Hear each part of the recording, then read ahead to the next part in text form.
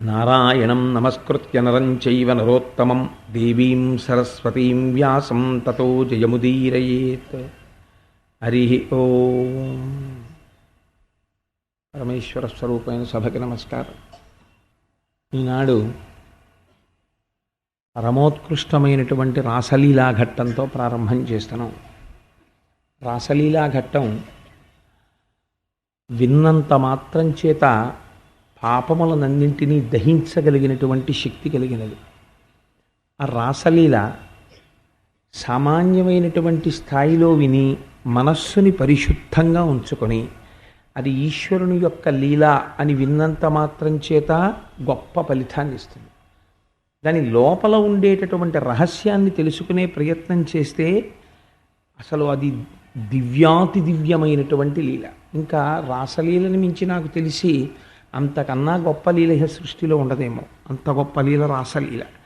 కానీ దురదృష్టం ఏమిటంటే రాసలీల అనేటప్పటికి ఏమనుకుంటారంటే చాలామంది కాంతలతో కృష్ణుడు భోగం అనుభవించుట అనుకుంటారు. అది కాదు దాని ఉద్దేశ్యం. అంతకన్నా చెప్పడానికి వేరొక మార్గం లేదు. అందుకని అలా చెప్తారు దాన్ని. అది ఎలా ఉంటుంది అన్నది నేను మీకు ఎక్కడికక్కడే వివరణ చేసే ప్రయత్నం చేస్తాను. ఒక విహంగ వీక్షణంగా మీరు దాన్ని అందుకునే ప్రయత్నం చేస్తారు అని భావిస్తున్నాను. శరత్కాలం వచ్చింది. శరత్కాలంలో పౌర్ణిమ, మంచి వెన్నెలతో కూడినటువంటి రాత్రి. మనం శరన్నవరాత్రులు అని చేస్తూ ఉంటాం కదా. శరత్కాలంలో ఉండేటటువంటి చంద్రుడికి మాత్రమే ఒక పేరుంది, పరిణత చంద్రుడు అని పిలుస్తారు ఆయన. ఆ కాలమునందు వచ్చేటటువంటి వెన్నెల చాలా విశేషంగా ఉంటుంది. ఆ శరత్కాల పౌర్ణమి నాటి రాత్రి కృష్ణ భగవానుడు యమునా నది సైకతమునందు యమునా నది ఒడ్డున నిలబడ్డాడు. నిలబడి ఆయన వేణునాదం చేశాడు. ఒక గొప్ప మోహన గీతాన్నొకదాన్ని ఆలాపన చేశాడు ఆ వేణువు మీద. చేస్తే ఇక్కడ మీరు దీన్ని చాలా జాగ్రత్తగా పట్టుకునే ప్రయత్నం చెయ్యాలి. అక్కడ అనేక మంది గోపాలురు ఉన్నారు, గోపకాంతలు ఉన్నారు. గోపాలుల గురించి మాట్లాడరు, గోపకాంతల గురించే మాట్లాడతారు. వాళ్ళలో కొంతమంది దూడల్ని విడిచిపెడుతున్నారు పాలు తీయడానికి, మరికొంతమంది పాలు పితుకుతున్నారు, మరికొంతమంది పితికిన పాలని అగ్నిహోత్రం మీద పెడుతున్నారు, మరికొంతమంది పాలని దింపుతున్నారు. అంటే ఇవన్నీ ఒక ఇంట్లో కావు, ఒక్కొక్క ఇంట్లో ఒక్కొక్కలా. మా ఇంట్లో పాలు కాస్తున్న సమయంలో ఉదయం మా చెల్లెలి ఇంట్లో పాలు దింపుతూ ఉండొచ్చు. పెద్ద ఆశ్చర్యం లేదు కదా అది అలా. అందుకని పాలు దింపుతున్నారు. వేరొకరి ఇంట్లో అప్పుడే చల్ల చేసే ప్రయత్నం చేస్తున్నారు. వేరొకరి ఇంట్లో అప్పుడే తన బిడ్డడికి పాలు ఇవ్వడానికి ఒక స్త్రీ ప్రయత్నం చేస్తోంది. ఈలోగా కృష్ణ భగవానుడు ఊదినటువంటి ఆ వంశీరవం వినపడింది. వంశీరవం వినపడగానే ఇక్కడే మనస్సులో కృష్ణ భగవానుడి దర్శనం చేసి ఇంత గొప్ప వంశీరవాన్ని చేస్తున్నటువంటి ఆ మోహనరాగాన్ని పలుకుతున్నటువంటి కృష్ణ పరమాత్మ యొక్క రూపాన్ని చిత్రించుకొని గాఢాలింగనం చేసుకుని ఆ మైమరపు చేత పరవశులై ఇక్కడే శరీరాన్ని వదిలిపెట్టేశారు కొందరు గోపకాంతలు. మరికొంతమంది భర్తలు అడ్డుపడుతున్నా, మామలు అడ్డుపడుతున్నా, మరుదులు అడ్డుపడుతున్నా, కొడుకులు అడ్డుపడుతున్నా మాకు కృష్ణుడితోటి రాసలీల చెయ్యాలి, మేము ఆయన చేత ఆనందం అనుభవించాలి అని వీళ్ళందరినీ తోసేసి కృష్ణుడు ఎక్కడ ఈ వేణువు మీద రాగాలాపన చేస్తున్నాడో అక్కడికి పరిగెత్తుకుంటూ వెళ్ళిపోయారు. వెళ్ళిపోతే కృష్ణుడు వీళ్ళందరినీ చూశాడు. చూసి మీరందరూ సంసారములు చేస్తున్న వాళ్ళు కదా, మీకు భర్తలున్నారు, మీకు బిడ్డలున్నారు, మామలున్నారు, తల్లిదండ్రులు ఉన్నారు, మరుదులు ఉన్నారు. ఇలా వేళ కాని వేళలో పరపురుషుడి దగ్గరికి స్త్రీలు పరిగెత్తుకుని వస్తే మానమర్యాదలు మంట కలిసిపోవా? మామకి తెలిస్తే సంసారం పాడైపోదా? వివాహము విచ్ఛిన్నమైపోదా? భర్తకి తెలిస్తే పరిస్థితి ప్రమాదకరంగా ఉండదా? తల్లిదండ్రులకి తలవంపులు కాదా? తోడికోడళ్ళు దెప్పి పొడవరా? కొడుకులు అవమానించరా? మీరు ఎందుకు వచ్చారు ఈ రాత్రి వేళని అడిగాడు. అడిగితే వాళ్ళు కన్నుల వెంట నీటిధారలు కారుస్తూ, కృష్ణ, మేము రావడానికి కారణం నీకు తెలుసు.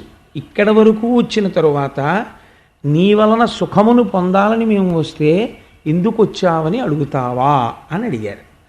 ఇది కొంచెం బాహ్యంలో ఇక్కడ వరకు చెప్పేటప్పటికి పరీక్షిత్తుకే చాలా ఆశ్చర్యం వేసింది. వేసి వెంటనే ఆగండి ఆగండి ఆగండి అని నడుచుకోండి అని.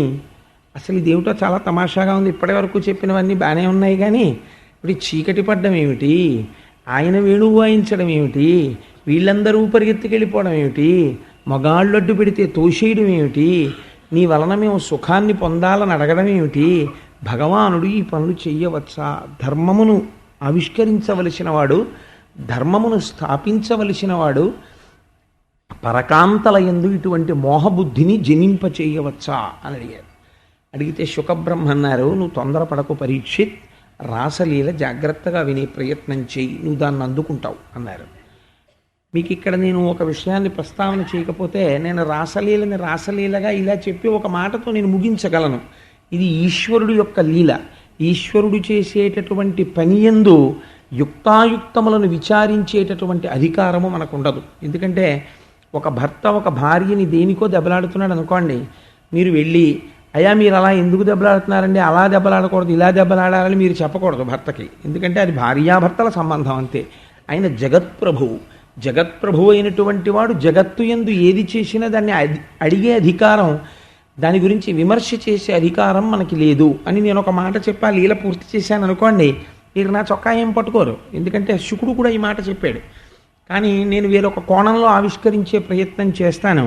అది ఎందుకు ఆ ప్రయత్నం అంటే, నేను దాని గురించి ఏమైనా చెప్పగలుగుతానేమో అని ఒక తాపత్రయం. అందుకని మీరు చూడండి, శరత్కాలంలో పౌర్ణమి నాటి రాత్రి యమునా నదీ తీరంలో నిలబడి వేణువు ఊదుతున్నాడు కృష్ణ భగవానుడు. ఈ వాక్యాన్ని మీరు చాలా జాగ్రత్తగా గమనించండి. యమునా నది ఒడ్డునే ఎందుకు వేణువు ఊదాలండి? మీకు నేను కృష్ణ జననంలో ఒక మాట చెప్పాను, మీకు జ్ఞాపకం ఉండి ఉంటుంది. యమున కాల ప్రవాహమునకు గుర్తు. సూర్యుడికి ఒక కొడుకు ఒక కూతురు. కొడుకు యముడు, కూతురు యమున. యమున ప్రవహించి వెళ్ళిపోయేటటువంటి కాలము యొక్క స్వరూపము.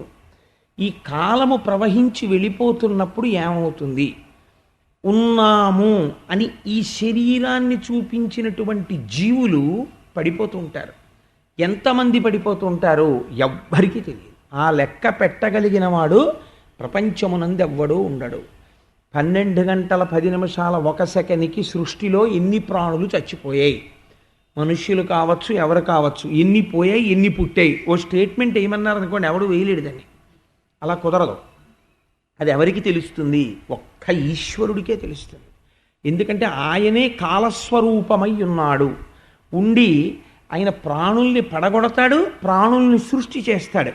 ఇప్పుడు ఆ యమున దేనికి గుర్తు? కాలము యొక్క ప్రవాహమునకు గుర్తు. ఇప్పుడు ఈ యమునని తనకి గుర్తుగా చేసుకున్నాడు రేవుకి. అంటే ఈ కాలమునందు కొన్ని కోట్ల జన్మలలో వచ్చావు వెళ్ళిపోయావు, వచ్చావు వెళ్ళిపోయావు, ఎన్ని శరీరాలతోనో వచ్చి వెడుతున్నావు. ఇప్పుడు నేను నా నిర్హేతుకమైన కృపతో కొంతమందిని ఉద్ధరించాలని అనుకుంటున్నాను. ఆ భావన నా యందు ఎలా పెట్టుకున్నా సరే, ఆ వస్తువు అటువంటిది. నా యందు గుండెలలో గూడు కట్టుకున్న భక్తితో ఉన్న వాళ్ళెవరో వాళ్ళని నేను ఉద్ధరించాలనుకుంటున్నాను. ఇది ఈశ్వర సంకల్పము అంటారు. ఇలా ఎందుకు ఈశ్వరుడు సంకల్పించాలి అంటే, శాస్త్రం అంది అది నిర్హేతుక కృప.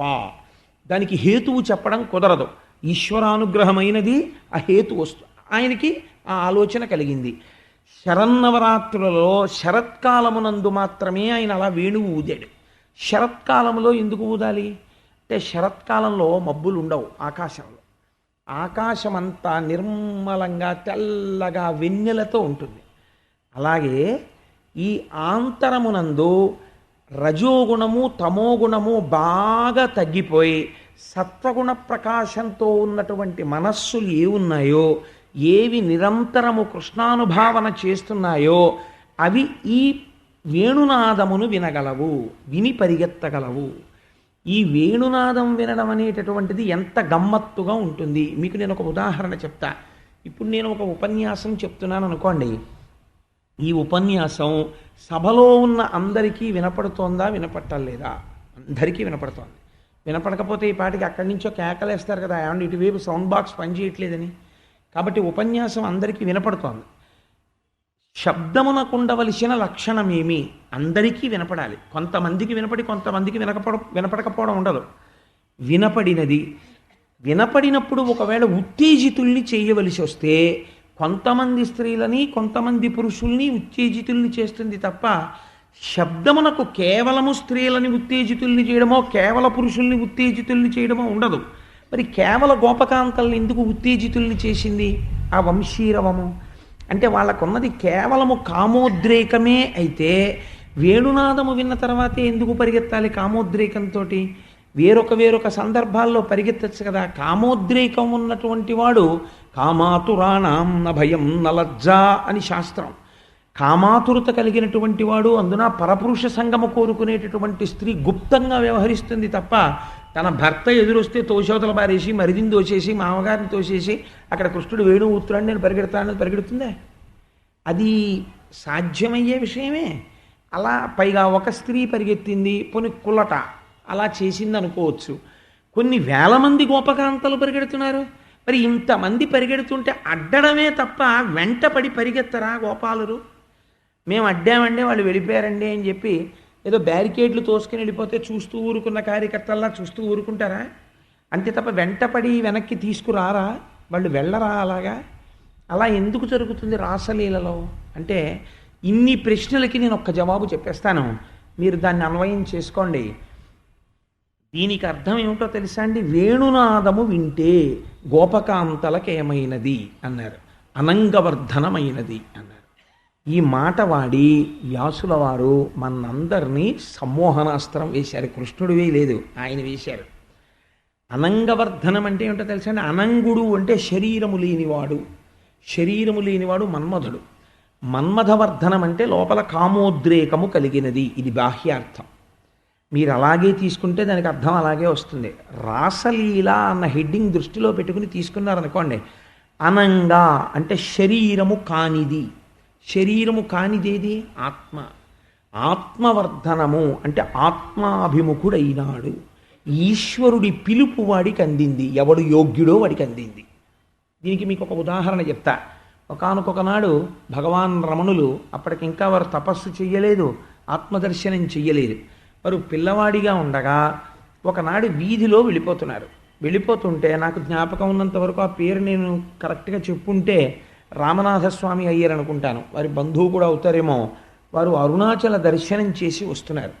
వీరు చాలా సామాన్యమైన ప్రశ్న ఒకటి వేశారు, మీరు ఎక్కడి నుంచి వస్తున్నారు అని అడిగారు. నేను అరుణాచలం నుంచి వస్తున్నాను అన్నారు ఆయన. ఇదే వేణువు వినపడ్డం అంటే. నేను అరుణాచలం నుంచి వస్తున్నాను అన్నారు. ఆగిపోయారంతే ఆ పిల్లవాడు. అప్పటి వరకు అతని పేరు వెంకట్రామన్, రమణుల పేరు. ఆగిపోయి ఏమన్నారు అన్నారు, అరుణాచలం నుంచి వస్తున్నాను అనగానే నాకు ఈ పేరుతో ఏదో కొన్ని కోట్ల జన్మల అనుబంధం ఉంది.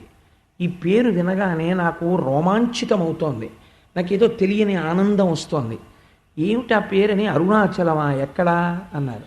అరుణాచలం తెలియదా, తిరువణ్ణామలై అన్నారు. అంతే. మీరు నమ్ముతారా? ఈ మాట రమణుల జీవితాన్ని వేరొక వైపుకి తీసుకెళ్ళి, ఇది ప్రేరణ. ఆయన ఒకనాడు ఇంట్లో పైన కూర్చున్నారు, మరణ సదృశమైనటువంటి అనుభవాన్ని పొందారు. ఈ శరీరము పడిపోతోంది, శరీరము పడిపోతోందని నాకు తెలుస్తోంది. నాకు తెలుస్తోంది కాబట్టి నేనన్నది ఇది కాదు, లోపలున్నది నేను. ఇది చూస్తోంది ఇది పడిపోవడాన్ని. ఇది పడిపోయాక దీన్ని శ్మశానానికి తీసుకెడతారు, దీన్ని కాల్చేస్తారు. అప్పుడు ఈ నేను ఏమవుతుంది? చూస్తున్న నేను. కాబట్టి ఈ నేను కాదు, ఈ లోపలున్న నేను అన్న భావన వారికి కలిగింది. అంతే, అది వైరాగ్యం. ఆ తర్వాత ఇంక వారు వెనక్కి తిరిగి చూడలేదు. అప్పటి నుంచి పరధ్యానంగా ఉండేవారు. నువ్వు ఎందుకు పరధ్యానంగా ఉంటున్నావు, నువ్వు ఎందుకు చదువుకోవట్లేదు అనేవారి ఇంట్లో. అంతే. ఆ తర్వాత వారు అరుణాచలం వెళ్ళిపోయారు. ఇంకా తన జీవితకాలమనందు వారు వెనక్కి తిరిగి రాలేదు. వారి ఆత్మ అరుణాచలంలో కలిసిపోయింది. ఇప్పుడు మీరు దీన్ని ఏమంటారు? అరుణాచలం నుంచి వస్తున్నాను అని ఆయన అన్న మాట అందరికీ వినపడలేదా? ఒక్క వెంకట్రామన్ని మాత్రమే భగవాన్ రమణులుగా ఎందుకు మార్చింది? ఒక జగదాచార్యుడిగా ఎందుకు నిలబెట్టింది? అంటే ఆయన యందు భగవంతుని యొక్క అనుగ్రహము ప్రసరించినది. ఇది వేణునాదం వినపడ్డం అంటే. ఇప్పుడు వినపడితే ఏమైంది? అనంగవర్ధనమైనది. అనంగవర్ధనం అంటే ఆత్మోన్ముఖమయ్యారు వీళ్ళందరూ. ఎవరయ్యారు? గోపకాంతలకే చెప్తారు. పురుషుడికి ఎందుకు చెప్పరో తెలుసా అండి? ప్రపంచమునందు మనం అందరం కూడా బాహ్యంలో భార్య భర్త అంటాం, కానీ శాస్త్రమునందు మాత్రం భార్య భర్త ఉండరు, ఒక్కడే ఉంటాడు. ఎవరో తెలుసా అండి? అందరూ స్త్రీలే. అందరూ ఎవరిని పొందాలి? అందరికీ ఒకడే భర్త, జగద్భర్త. ఎవరు వాడు? పతిం విశ్వస్యాత్మేశ్వరగుం శాశ్వతగుం శివమచ్యుతం. వాడు విశ్వేశ్వరుడు లేదా నారాయణుడు, మీరు ఏ పేరు పెట్టి పిలవండి, దానికి ఏం అభ్యంతరం లేదు. వాణ్ణి పొందాలి. కాబట్టి ఇప్పుడు స్త్రీయా పురుషుడా? స్త్రీగా చెప్తారు, ఎందుకంటే వాడిని పొందాలి కాబట్టి పురుషుణ్ణి. మీరు అందుకే చూడండి, మీకు ఎక్కడ ఉండదు ఒక్క వీర వెంకట సత్య నారాయణ స్వామి వారు మాత్రం ఇంతంత గండు మీసాలు ఎట్టుకుని ఉంటాడు. ఆయన ఎందుకు అలా ఉండడం అంటే ఆయన పురుషుడుగా ఉంటాడు. అంటే ఇప్పుడు ఎందుకు వెళ్ళారు మీ అందరూ? ఆయన్ని పొందుటకు. ఆయన సత్యము, మారనివాడు. మారుతున్నది శరీరము. మారుతున్న శరీరమునందు నీ ఉండి మారని తత్వమైన భగవంతుణ్ణి అందుకోవాలి. ఇది ఎవరికో లోపల ప్రచోదనం అవుతుంది. అలా ఎవరికి ప్రచోదనమైందో వాళ్ళకి కృష్ణ పరమాత్మ యొక్క వేణునాదము వినపడినది. కాబట్టి వీళ్ళకి ఏమైంది? అనంగవర్ధనమైనది. పైకి కథ ఎలా ఉంటుంది? కామోద్రేకము కలిగినట్టు ఉంటుంది. ఇది కామమా? వాళ్ళు అడుగుతున్నది మోక్షమా అంటే మోక్షము. కాబట్టి ఇప్పుడు వీళ్ళందరూ ఎవరు? ఆత్మసుఖమును అభిలషిస్తున్న వాళ్ళు. ఆత్మానందము ఎలా ఉంటుంది? వాక్కు చేత చెప్పడం కుదరదు. కాబట్టి ఇప్పుడు దీన్ని ఎలా చెప్పాలి? మధురభక్తితో చెప్పాలంతే. మధురభక్తిని ఎలా చెప్తారు అంటే నాయిక నాయకుల వలన చెప్తారు. అందుకే మీకు గమ్మత్తు తెలుసా అండి? మహాజ్ఞానులైపోయి ముక్త పురుషులైపోయి మోక్షాన్ని పొందడానికి అధికారులైపోయి ప్రారబ్ధం కోసం శరీరంలో ఉన్న మహాపురుషులందరూ కూడా ఒకే రకమైనటువంటి గీతాలు రచిస్తారు. అందులో ఏముంటుందో తెలుసా అండి? తాను నాయిక, పరమేశ్వరుడు నాయకుడు, ఎలాగైనా నన్ను నువ్వు పొందు అని రాసుకుంటారు. రమణ మహర్షి అరుణాచలేశ్వరుణ్ణి ఉద్దేశించి అరుణాచల అక్షర మనమాల అని ఒక గేయం రాశారు. నేను ఆడదాన్ని, నువ్వు పురుషుడివి, మన ఇద్దరికీ పెళ్లి జరగాలి, నన్ను నువ్వు పొందకపోతే ఎలాగా అని రాశారు. అంటే రమణ మహర్షికి తెలియదు ఆయన పురుషుడని? ఆయనకి తెలియదా అరుణాచలేశ్వరుడు పురుషుడని? అంటే అది అసంబద్ధమైన మాట. జ్ఞాని ప్రవర్తన ఎలా ఉంటుందో తెలుసా అండి? చాలా గమ్మత్తుగా ఉంటుంది. శేషాద్రి స్వామి రమణ మహర్షిని మాట అడిగారు, అరుణాచలేశ్వరుణ్ణి ఆరాధన చేయడం వల్ల అరుణాచలేశ్వరుడి అనుగ్రహం తొందరగా కలుగుతుందంటారు, ఏమంటావు అని. అంటే రమణుల స్థితిని చూద్దాం అనుకున్నారు. ఆయన ఏం మాట్లాడలా. ఓ 20 మాటలు అడిగారు. అడిగాక అన్నారు, ఎవరు ఎవరిని పూజిస్తారన్నారు. ఉన్నదొక్కటే వస్తువు, ఎవరెవరిని పూజిస్తారు అంటే జ్ఞాని ఆ స్థాయికి చేరిపోతాడు. ఇది ఆత్మస్థితిని తెలుసుకోవడానికి వెడుతున్న వాడి లక్షణం. ఈ ఆత్మానందం ఉందే సమాధి స్థితిలో తాను లోపల ఉన్న ఆత్మయ్యి నిలబడిపోతే ఈ శరీరము ఆ ఆనందమును తట్టుకోలేని స్థితిలో ఉన్నప్పుడు దాన్ని వాక్కు చేత చెప్పడము కుదరదు. మరి ఎలా చెప్పాలి ఆనందాన్ని? ప్రేయసీ ప్రియుల సమాగమంగా చెప్పాలంతే. జీవబ్రహ్మైక్య సిద్ధిని, అంతకన్నా ఇంకో మార్గం లేదు చెప్పడానికి. అందుకే జీవబ్రహ్మైక్య సిద్ధే కళ్యాణం.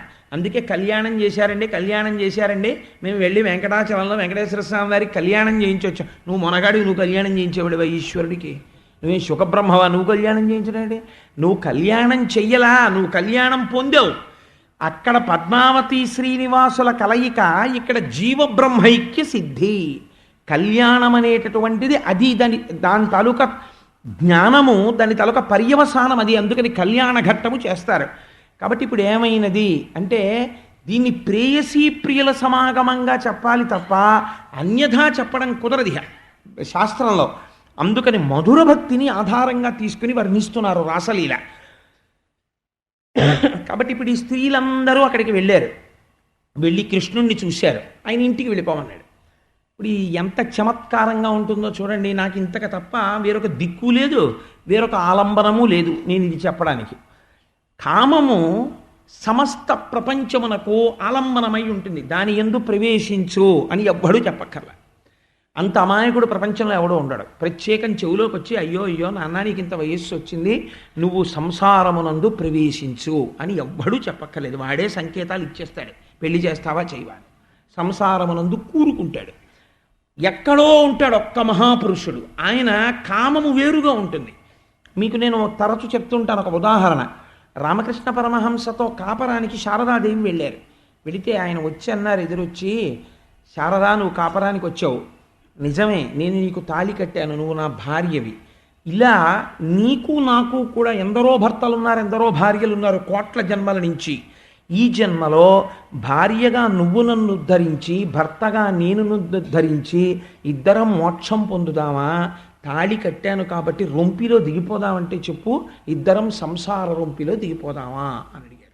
శారదాదేవి అంది, లేదు, ఇద్దరం ఉద్ధరించుకుందాం ఒకళ్ళనొకళ్ళం, నేను మిమ్మల్ని ఎప్పుడూ సంసారములోకి లాగను. అంతే ఆ దాంపత్యం. దేనికి పనికొచ్చింది? ఆయనకి ఆవిడలో కాళికాదేవి కనపడేది, ఆవిడికి ఆయనలో ఆచార్యుడు కనపడేవారు. ఇద్దరూ మోక్షం పొందేశారు. కాబట్టి ఇప్పుడు కామము రామకృష్ణుల యందు పని చెయ్యగలిగినదా? పని చెయ్యలేదు. నువ్వు ఇంటికి వెళ్ళిపోండి, మీరు ఇంటికి వెళ్ళిపోయి మీ భర్తతో ఉండి మీ పిల్లలతో ఉండండి, వాళ్ళకి వెగటుగా ఉంటుంది, ఈ మాట మేము వినలేము అన్నారు వాళ్ళు. ఇది పైకి ఎలా ఉంటుంది కథ చెప్పేటప్పుడు, వీళ్ళు కాముకతతో భర్తను విడిచిపెట్టి వచ్చినట్టు ఉంటుంది. మహాపురుషుల యొక్క స్థితిని చూపిస్తున్నారు. రమణ మహర్షి తపస్సు చేస్తుంటే రాళ్ళు పెట్టి కొట్టేవారు.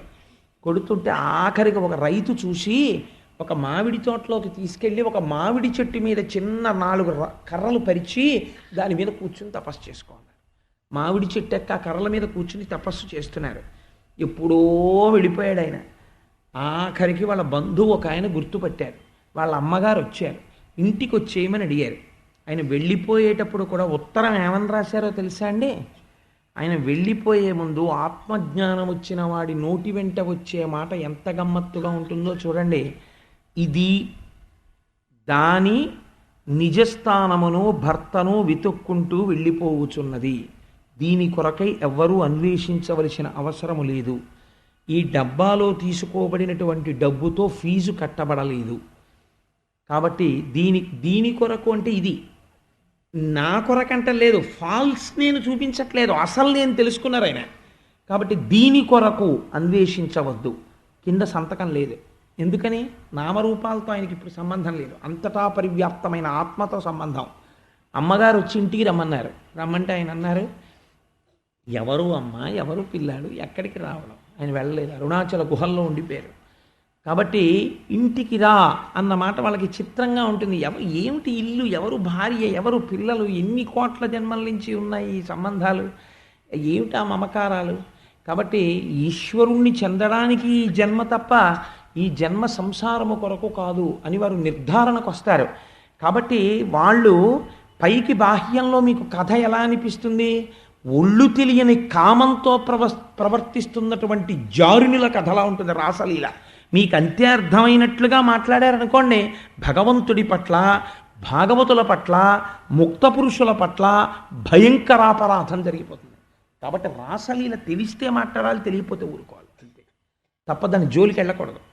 కాబట్టి ఇప్పుడు వాళ్ళు ఏమన్నారు? కృష్ణ పరమాత్మ పాదాల దగ్గరికి వచ్చి పట్టుకుని, అయ్యా స్వామి, నీ చరణ సేవకులకు సంసార భయము మాన్పి శ్రీకరంపు పట్టు కలిగి కామదాయి అయిన కరసరోజమ్ము మా మస్తకములను నిచిమనుపు మీషా అన్నారు. ఎంత గొప్ప మాట చూడండి. ఈ పద్యంలో మీరు ఎక్కడైనా వాళ్ళు కామోద్రేకంతో ఉన్నారు అని నాకు చూపించండి. నీ చరణ సేవకులకు సంసార భయము మాన్పి, ఎవరు నీ పాదములు పట్టుకుంటున్నారో వాళ్ళకి సంసార భయం పోతోంది. ఇప్పుడు వాళ్ళు సంసారాలు వదిలిపెట్టొచ్చింది మోక్షం కోసమా, కామం కోసమా? సంసార భయము మాన్పి శ్రీకరంపు పట్టు కలిగి. శ్రీ అన్న మాటకు అనేక అర్థాలున్నాయి. శ్రీ మోక్షం, ఆ మోక్ష సంపదనీయగలిగినటువంటి నీ చేతిని మా మస్తకములను నిచి మా తల మీద ఉంచి మమ్మల్ని రక్షించు ఈశ్వర అన్నారు వాళ్ళు. అంటే వాళ్ళు అడుగుతున్నది మోక్షాన్ని అడుగుతున్నారు ఆ కోపకాంతలందరూ కూడా. అంటే కృష్ణ పరమాత్మ అన్నారు, అలా మీరు రానుకూడదు, నన్ను అడగనుకూడదు. ఇంత రాత్రివేళ నేను వంశీరవం చేస్తే మీరు పరిగెత్తుకొచ్చి పైగా నాతో సుఖం అభిలషించి నాతో ఉంటానంటారా? తప్పు, మీరందరూ ఇంటికి వెళ్ళిపోవాలన్నారు. అంటే వాళ్ళన్నారు, అయ్యో ఎన్నో జన్మల తర్వాత మా తపము ఎలమిని పండి చేరితి మెట్టకేలకున్, ఎన్ని సంవత్సరాల నుంచో ఎన్ని జన్మల నుంచో మేము చేసినటువంటి తపస్సు పండితే ఈశ్వర నీ పాదాల దగ్గరికి చేరుకున్నాం, మమ్మల్ని తిరిగి వెళ్ళిపోమంటావా? మా మగల చేరనొల్లము, తిరిగి మా భర్తల దగ్గరికి వెళ్ళన్న మాట నువ్వు అనకూడదు. ఎందుకని? వాళ్ళు లౌకికమైనటువంటి పతులు, అది సంసారమునకు హేతువు, మాకు అదొద్దు, మాకు జగత్పతి అయినటువంటి నిన్ను చేరిపోతాం ఇంకా. అందుకని మాకు సంసారమొద్దు, మా మగల చేరనొల్లము పద్మగంధముల్ మరిగిన తేటులితర కుసుమమ్ముల పొంతకు పోవ నేర్చునే అని అడిగారు వాళ్ళు. పద్మములోంచి వచ్చేటటువంటి సువాసనలను ఆఘ్రాణించడానికి అలవాటు పడిపోయినటువంటి తుమ్మెద ఏ పువ్వు దగ్గరికి పడితే ఆ పువ్వు దగ్గరికి వెళ్ళి దాని వాసన పీలుస్తుందా? పతి అని పిలవబడేటటువంటి వాడు, భరించేటటువంటి వాడు, రక్షించేటటువంటి వాడు, ఆ లక్షణములు ఉన్నవాడివి నీవు మమ్మల్ని దరి చేర్చాలి. ఎన్ని జన్మల నుంచి తిరుగుతున్నామో ఇలాగా, మాకు మోక్షం ఇవ్వాలి, నువ్వు మళ్ళీ మా పతుల దగ్గరికి వెళ్ళిపో అంటావని మేము వచ్చాం అనుకుంటున్నావా? మేము మళ్ళీ తిరిగి వెళ్ళడానికి నీ దగ్గరికి రాలేదు, మాకు తిరిగి రావలసిన అవసరం లేని మోక్ష పదవిని ఇమ్మన్నారు. అంటే పరమాత్మ ప్రీతి చెందారు వాళ్ళ మాటలకి. అంటే వెళ్ళడం ఒకెత్తండి, వెళ్ళి నిలబడడం ఒకెత్తు. దీనికి చాలా తేడా ఉంటుంది. మీకు నేను ఒక ఉదాహరణ చెప్తాను. అరుణాచలం వెళ్ళిపోయారు రమణ మహర్షి, వెళ్ళి నిలబడ్డం చాలా కష్టం. యజ్ఞోపవీతం తీసి విసిరిశారు, ఆఖరికి పెట్టుకున్న గోచి కూడా తీసి విసిరారు. ఎందుకు ఇవన్నీ? దేహం నేను కానప్పుడు అనిపించింది అంతే. ఆయనకి కూర్చుని తపస్సు చేసుకున్నారు, రాళ్ళిట్టి కొట్టారు, గుండు గీయించేసుకున్నారు, పాతాళలింగం దగ్గరికి వెళ్ళిపోయారు. ఎవ్వరికీ అందరూ మనుషులు ఉండే చోట ఉండాలనుకుంటారు, ఆత్మజ్ఞాని ఎవరు లేని చోట ఉంటానంటాడు. అందుకని పాతాళలింగం దగ్గర కూర్చున్నారు. తేళ్ళు జర్రిలు కరిచేసాయి, మాంసం ఊడిపోయింది, నెత్తురు కారిపోయింది, అట్టలు కట్టేసింది. ఆయన అలాగే కూర్చున్నారు. శేషాద్రి స్వామి వచ్చి బయటికి తీశారు. కాబట్టి ఎలా ఉంటుంది వాళ్ళ పరిస్థితి అంటే బ్రహ్మమునందు రమించేటటువంటి స్థితిలో ఉంటారు. ఇప్పుడు ఈ స్థితిని తట్టుకోగలిగితే, వైరాగ్యము అంత గట్టిగా నిలబడితే, విడిచిపెట్టగలిగితే, తపస్సునందు నిలబడితే భగవంతుడే కావాలని ఇక్కడే కనపడతాడు ఈశ్వరుడు. అప్పుడు పొందేటటువంటి ఆనందం ఏది ఉంటుందో దాన్ని సింబలైజ్ చేస్తారు, అంటే సంకేతిస్తారు. దాన్ని ఎలా సంకేతిస్తారంటే ప్రియుడు ప్రేయసి ఇద్దరూ కలిసి ఆడుకుంటున్నట్టుగా చూపిస్తారు. అంటే ఇప్పటి వరకు జీవుడు అనబడ్డవాడు బ్రహ్మముతో ఐక్యము చెందుతాడు. ఈ బ్రహ్మైక్యమునందు కలిగేటటువంటి ఆనందానుభూతి ఏది ఉందో అది ప్రేయసీ ప్రియుల సమాగమమునందు కలిగేటటువంటి ఆనందముగా చూపిస్తారు. కాబట్టి రాసలీలలో మీకు పైకి ఎలా కనపడుతుంది? అనేక మంది గోపకాంతలు కృష్ణుడు కలిసి ఆడుతున్నట్టు కనపడుతుంది, కానీ అది నిజమా? సంకేతిస్తున్నారు, అది బ్రహ్మానందమును వాళ్ళు అనుభవిస్తున్నారు. కాబట్టి ఇప్పుడు ఏమంటారు? నడుములు వీగియాడ, చిరునవ్వులు నివ్వటిలింగ, హారముల్ విడివడ, చూట్కి మెరుంగులు పర్వ, మేఖలల్ వదల, ఘర్మముల్ నొడమ, కురుల్ చెలింప, శృతిభూషణముల్ చెలింప సకృష్టలై, పడత కొలాడుచుంచలగి పాడిరి మేఘ తటిల్లతా ప్రభన్ అంటారు. మేఘం మీద మెరుపులు ఎలా ఉంటాయో అలా వాళ్ళందరూ కలిసి కృష్ణుడితో ఆడుతున్నారు. ఒక కృష్ణుడితో ఇన్ని వేల మంది ఎలా ఆడతారు? ఏకకాలమునందు బ్రహ్మైక్య సిద్ధిని ఇంతమంది భాగవతులు ఎలా పొందగలుగుతున్నారు? అంగనామంతరే మాధవం మాధవం మాధవంచాంతరే నంగన ఇద్దిదా కల్పకౌ మండలే మధ్యగౌ సంజ్ఞకౌ వేణునా దేవకీనందన. గోపిక గోపిక గోపిక గోపిక, మధ్యలో కృష్ణుడు, కృష్ణుడు కృష్ణుడు, మధ్యలో గోపిక. ఎంతమంది అయినా ఏకకాలమునందు మోక్షానుభవాన్ని పొందుతారు. ఇంతమందితో కలిసి కృష్ణుడు ఆడుతున్నాడు రాసక్రీడ. ఇంతలోనే కొంతమంది గోపకాంతలు చూసి వీణలు మీటుతున్నారు, కొంతమంది మృదంగధ్వని చేస్తున్నారు. వీళ్ళందరూ ఆడుతుంటే నడుములు వీగియాడ, వీళ్ళ నడుములన్నీ కదిలిపోతున్నాయి. నడుములు వీగియాడ, చిరునవ్వులు నవ్విటిలింగ, ఆ చిరునవ్వులు నవ్వుతూ ఉన్నారు. హారముల్ సుడివడ, ఆ వేసుకున్న హారాలన్నీ పెనవేసుకుపోయాయి. మేఖలల్ వదల, శృతిభూషణముల్ చెల్లింప, కురుల్ చెల్లింప, ఆ వెంట్రుకలన్నీ కదిలిపోతున్నాయి. చెవులకు పెట్టుకున్న ఆభరణాలు కదిలిపోతున్నాయి. ఘర్మముల్ నొడమ, ఒంటికి చెమట పట్టేసింది. పడతొకలాడుచుంచలగి పాడిరి మేఘతటిల్లతా ప్రభన్. ఇదంతా ఎక్కడిది?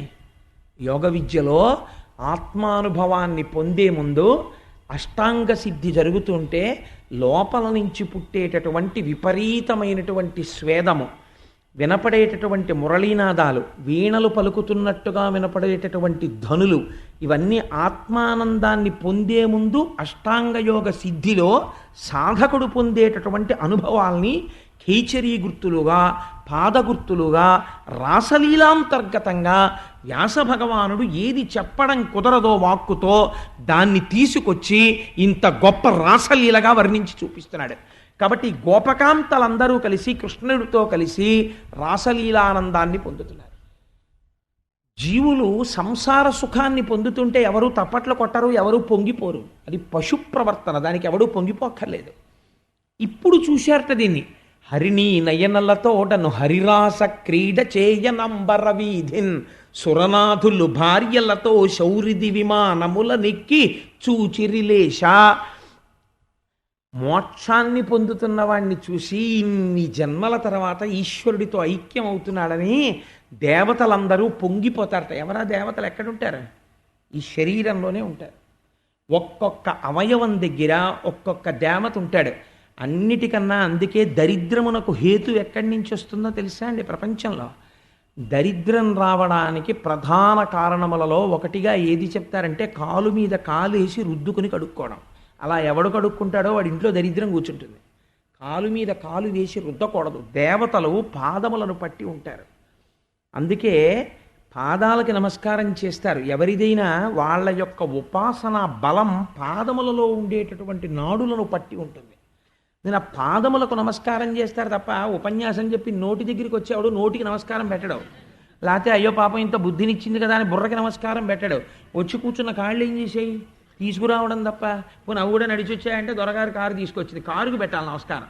అంటే పాదాలకు పెడతారు. పాదాలకు పెట్టడం ఎందుకండి అంటే ఉపాసన బలమంతా ఎక్కడ కేంద్రీకృతం అవుతుందంటే పాదముల యందుండేటటువంటి నాడుల యందు అంది శాస్త్రం. అందుకని పాదములకు నమస్కరిస్తారు. రెండు వినయం వంగడంలో. ఇంత పైకి నిలబడే తల ఇలా కిందకు వంగుతుంది.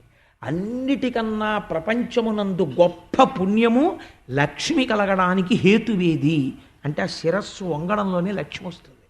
ఎంత వినయం రాని లక్ష్మి ఆశ్రయిస్తుంది. కాబట్టి కాలు మీద కాలు వేసి రుద్దారనుకోండి, ఒక దేవతల్ని అవమానం చేసినట్టు లక్ష్మి విడిచిపెట్టి వెళ్ళిపోతుంది. కాబట్టి ఇప్పుడు ఎక్కడున్నారు ఈ దేవతలందరూ? శౌరిది విమానముల నెక్కి చూచిరిలేశ, ఈ శరీరంలోనే ఉన్నారు. ఇన్నాళ్ళకి వీడు ఈ శరీరంతో, అందుకే దీన్ని ఋతుమంతము అంటారు. అందుకే ఉదయం భోజనం చేస్తే మధ్యాహ్నం సత్యం తర్తేన పరిశించామి, రాత్రి పలహారం చేసేటప్పుడు ఋతంత్వా సత్యేన పరిశించామి. ఇది ఋతుమంతము. ఇందులో ఉండి సత్యాన్ని తెలుసుకుంటున్నాడు.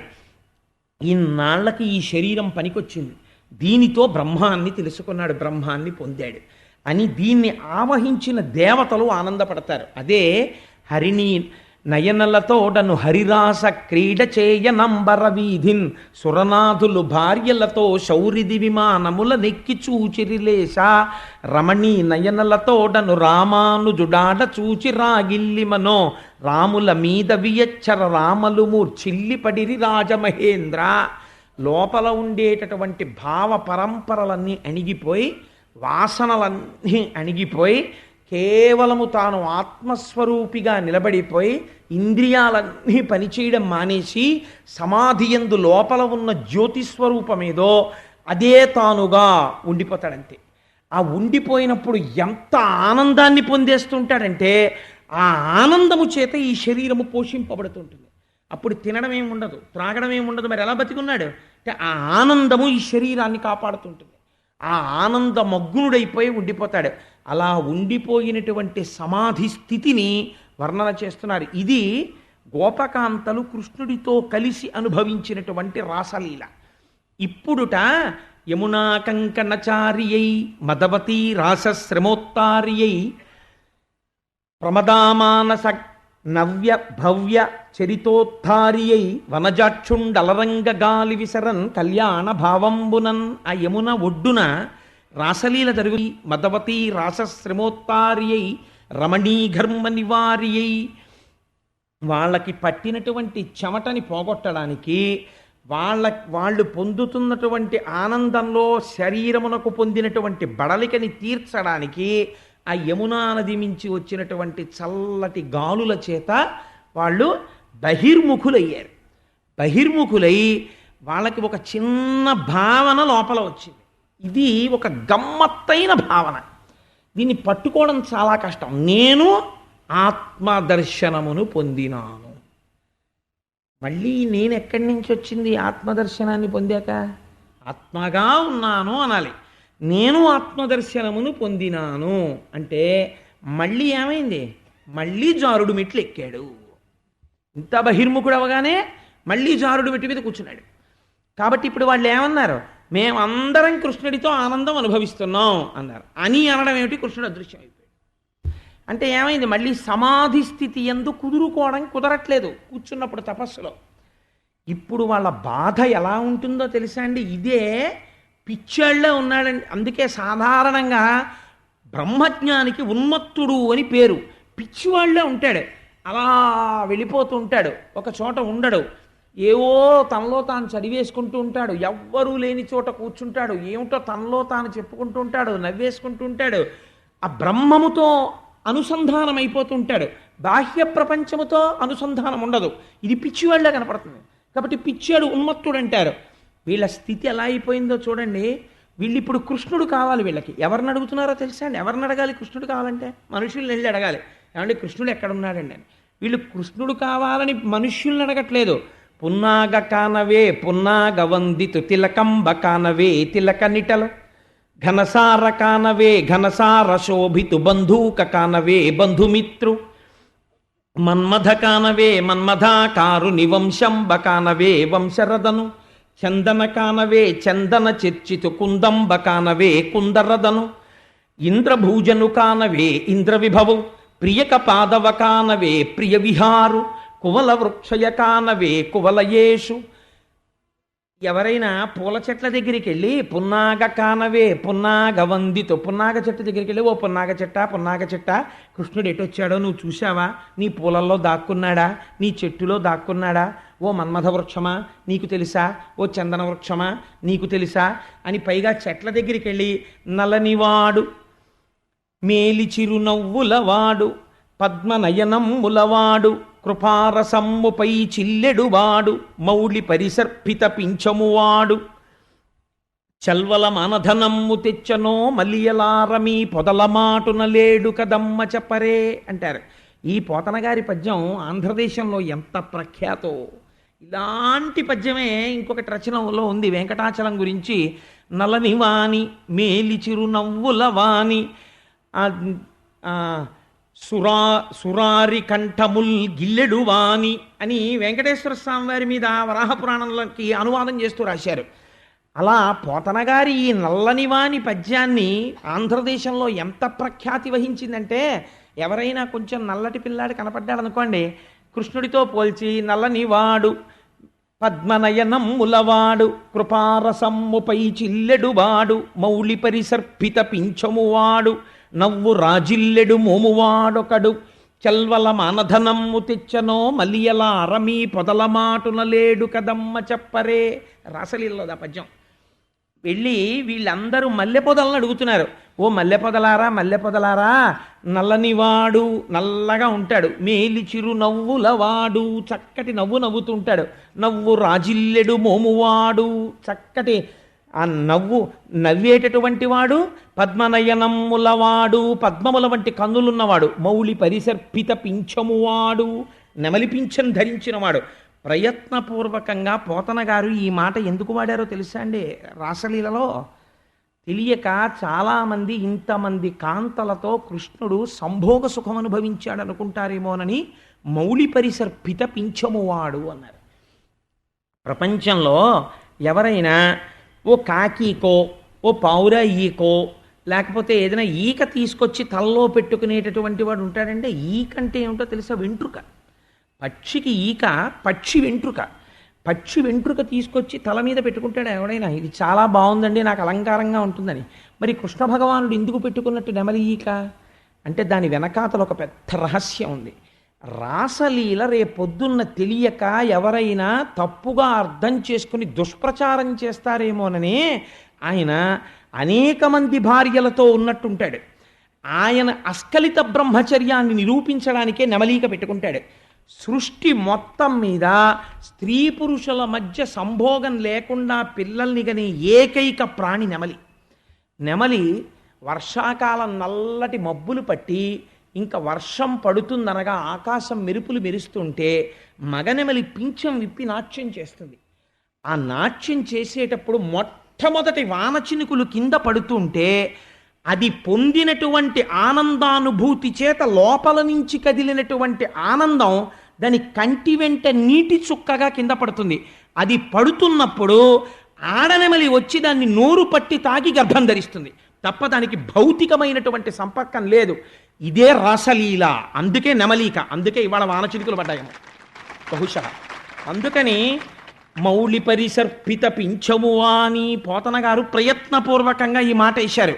మీరందరూ కృష్ణుడు ఆడవాళ్లతో కలిసి తిరుగుతున్నాడు జులాయిగా అనుకుంటున్నారేమో. ఆయన పరబ్రహ్మమై జీవబ్రహ్మైక్య సిద్ధినిస్తున్నాడు. అప్పుడు వాళ్ళందరూ మళ్ళీ కృష్ణ పరమాత్మ యొక్క అనుగ్రహాన్ని పొందారు, జలక్రీడలు ఆడారు, అందరూ జీవబ్రహ్మైక్య సిద్ధిని అనుభవించినారు. దాన్ని రాసలీల అని పిలుస్తారు. నేను అనుకుంటున్నాను, నేను ఇప్పుడు ఈ రాసలీల యొక్క పవిత్రతని మీకు కొంతవరకు ఆవిష్కరించగలిగానేమో అని నేను అనుకుంటున్నాను.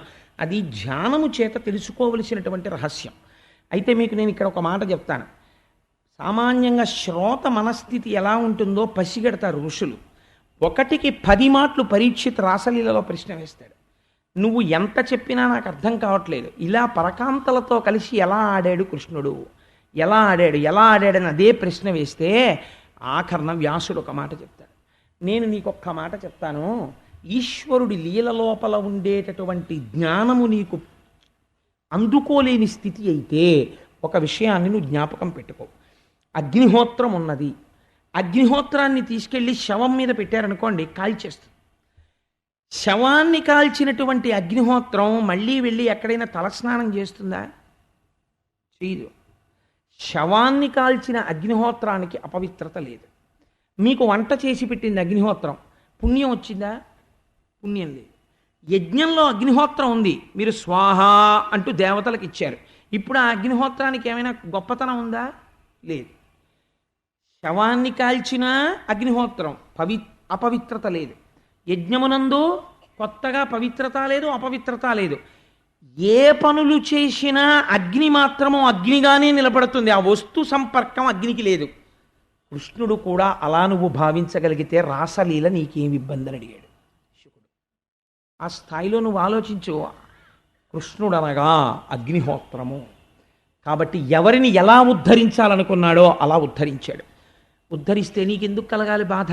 ఈశ్వరుడికి ఏ సంపర్కము లేదు. అందుకే నెమలీక పెట్టుకున్నాడు, అగ్నిహోత్రమై ఉన్నాడు.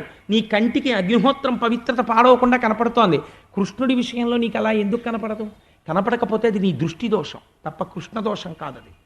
కాబట్టి నువ్వు అలా విను, అప్పుడు రాసలీల నిన్ను ఉద్ధరిస్తుంది అన్నాడు.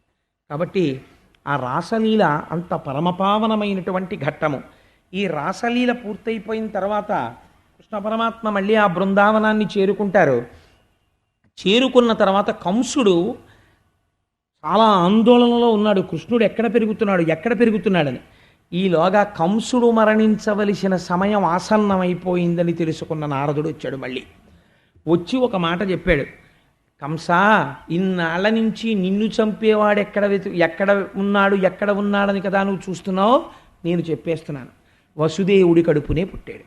ఈ వసుదేవుడే కారాగారం తలుపులు తెరుచుకుంటే యమునా నదిని దాటించి నందవ్రజంలో నందుడు దిగిర పడుకోబెట్టాడు. ఇతని కొడుకే నిన్ను చంపేవాడు అష్టమగర్భంలోనే పుట్టాడన్నాడు. అనగానే వీడింక తర్వాత మాట వినలేదు. కత్తి తీసి ముందా వసుదేవుణ్ణి చంపేస్తాను, అనవసరంగా వదిలేశాన్ని వెళ్ళిపోతున్నాడు. పిలిచి అన్నాడు, ఇప్పుడు నువ్వు వసుదేవుణ్ణి చంపేస్తే నీ మృత్యువు పోతుందా? ఎందుకు వసుదేవుణ్ణి దేవకీదేవిని చంపడం అంటే వాడికి కక్షాగలేదు. ఎలా ఉంటుందో చూడండి మనస్థితి. క్షమార్పణ చెప్పి వదిలేడు కృష్ణుడు పుట్టినప్పుడు. ఇప్పుడు మళ్ళీ వాళ్ళిద్దరినీ తీసుకొచ్చి బంధించేయమన్నాడు. మళ్ళీ తీసుకొచ్చి బంధించేశారు. బంధించిన తరువాత నారదుడు ఒక మాట చెప్పాడు. నువ్వు ఇలా బంధువులందరికీ ఎందుకు ద్వేషింపబడ్డావో నీకు నేను నీ జన్మ రహస్యం చెప్తాను విను. ఈ విషయాన్ని మీరు చాలా జాగ్రత్తగా గమనించాలండి. చాలామంది ఓ మాట అంటుంటారు, ఏమండి మా వంశంలో ఒక మహాపురుషుడు పుట్టాలంటారు. మహాపురుషుడు పుట్టాలనుకున్నవాడు మహాపురుషుడు పుట్టడానికి కావలసినటువంటి రీతిలో నడువడు ఉండాలి. ఎలా ఉంటే మహాపురుషుడు పుడతాడో, ఎలా ఉంటే మహాపురుషుడు పుట్టడో మీకు చూపిస్తాను చూడండి. ఇద్దరిది పతివ్రతా ధర్మమే. ఎంత చమత్కారంగా ఉంటుందో చూడండి.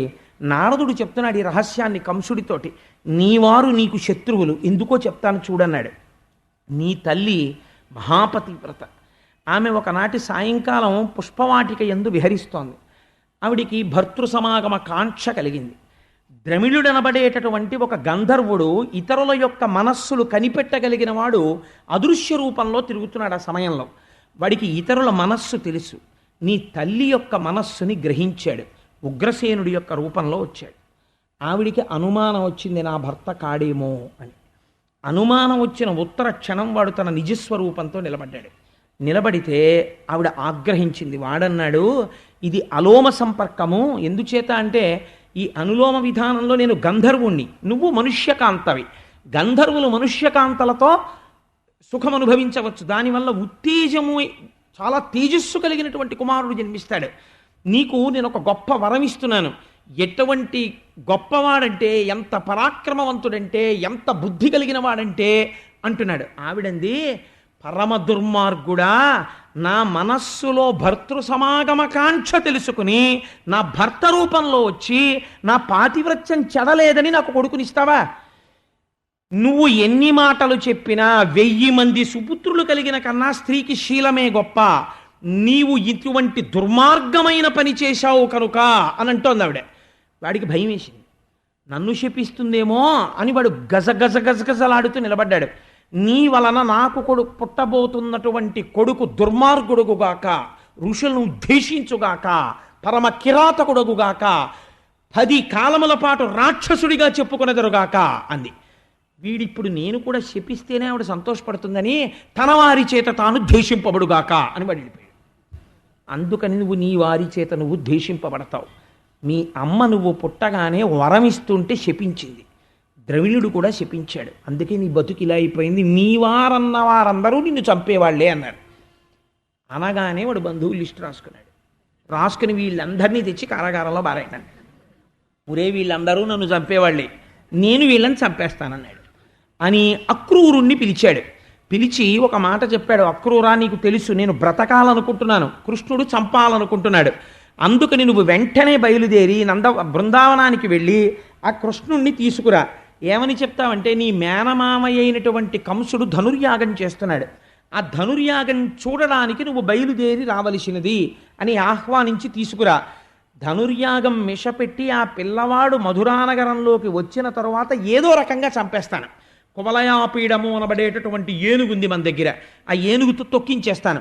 చాణూర ముష్టికులు అనేటటువంటి 2 మల్లులు ఉన్నారు, వాళ్లతో మల్ల యుద్ధం పెట్టి పిల్లలు కాబట్టి చంపించేస్తాను. ఒకవేళ తప్పుకుంటే నేనే చంపేస్తాను.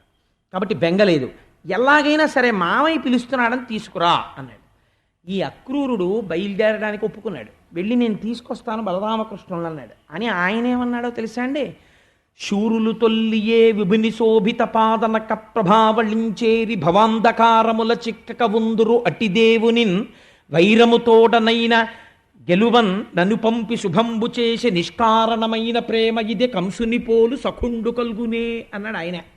శూరులు తొల్లియే విభిని శోభిత పాదనక ప్రభావళించేరి భవాంధకారముల పొందక ఉందురు అటిదేవునిన్. జ్ఞానము కలిగినటువంటి వారు, బ్రహ్మమును తెలుసుకోవాలనుకుంటున్న వాళ్ళు ఏ మహాపురుషుడి యొక్క పాదములకు ఉండేటటువంటి బొటనవేలి యొక్క గోటి కాంతిని చూసి అజ్ఞానమును పోగొట్టుకుంటున్నారో అటువంటి మహాపురుషుడైనటువంటి కృష్ణుణ్ణి నా రథం ఎక్కించి తీసుకురమ్మని పంపిస్తున్నాడు. ఎంత వైరంతో అయితేనే ఇలా కృష్ణుణ్ణి రథం మీద కూర్చోపెట్టి తీసుకొచ్చేటటువంటి భాగ్యాన్ని నాకు ఇచ్చినటువంటి కంసుడి లాంటి స్నేహితుడు ప్రపంచంలో ఉంటాడా? ఇంకా ఉండడు. కాబట్టి కంసుని పోలు సఖుండు కల్గునే అని బయలుదేరుతున్నాడు కృష్ణుడి దగ్గరికి.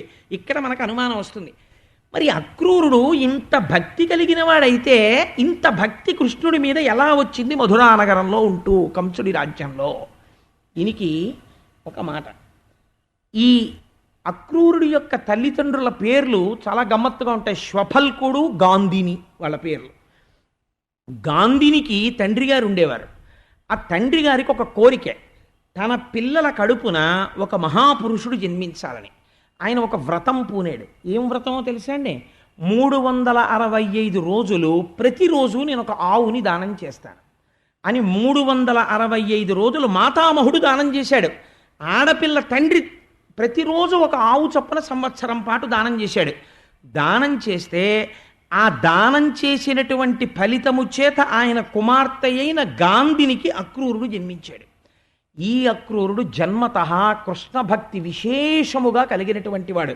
ఎక్కడ నుంచి వచ్చింది ఈ భక్తి అంటే, ముందు తరం కాక ఆ ముందు తరం వాళ్ళు చేసినటువంటి గోదాన ఫలితంలోంచి ఇటువంటి మహాపురుషుడు పుట్టాడు.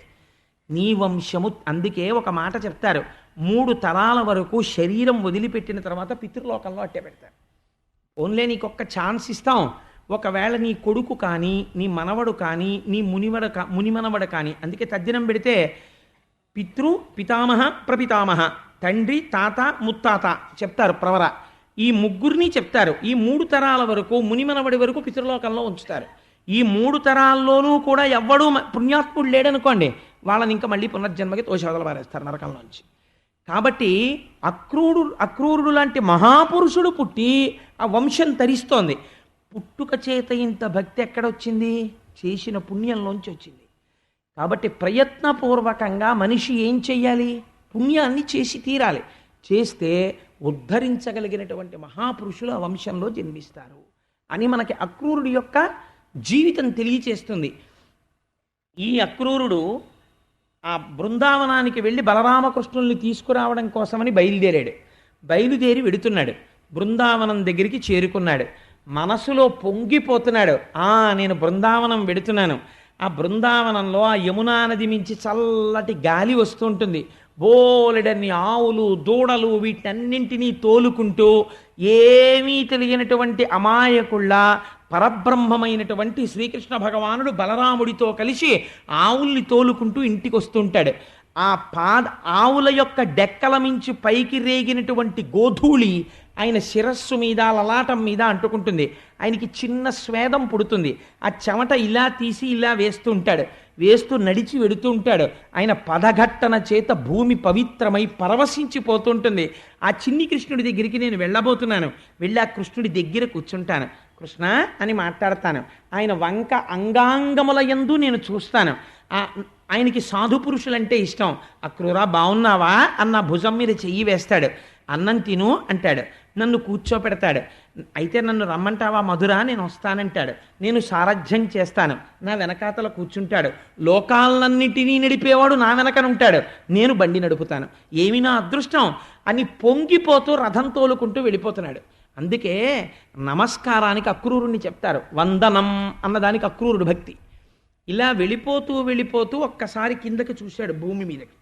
చూసేటప్పటికీ అందులో హలరేఖ, అమృతపాత్ర, చాపరేఖ, అంకుశరేఖ మొదలైనటువంటి దివ్య చిహ్నములు కలిగినటువంటి చిన్ని పాదముద్రలు భూమి మీద పడున్నాయి. అంటే కృష్ణుడు ఇటుగా వెళ్ళాడు ఆలమందతో. పరమపురుషుడైనటువంటి కృష్ణుడు నడిచినటువంటి భూమి మీద నేను రథం మీద వెళ్ళడమా అనుకున్నట్ట. ఒక్కసారి ఆ రథం ఆపేట. ఒళ్ళంతా ఆనందంతో పొంగిపోయింది, రోమాంచితం అయిపోయింది. తను కిందకి దిగాలని కూడా మర్చిపోయి రథాధవ స్కంద్య సతేష్వచేష్టత ప్రభోరమున్యంగిరిరజాస్వహో ఇతి అంటాడు వ్యాసుడు మూలంలో భాగవతంలో. అది తద్దర్శనాహ్లాద నివృద్ధ సంభ్రమ ప్రేమ్నోర్ధరోమాశ్రుశలాకులేక్షణ. కందుల వెంట బాష్పధారలు కారిపోయాయి, వెంట్రుకలు నిక్కపొడుచుకున్నాయి, కంఠం గాద్గదికం అయిపోయింది. నా స్వామి ఇలా నడిచెళ్ళారు. ఆ పాదముద్రలు నేను చూస్తున్నాను అనుకున్నాడు.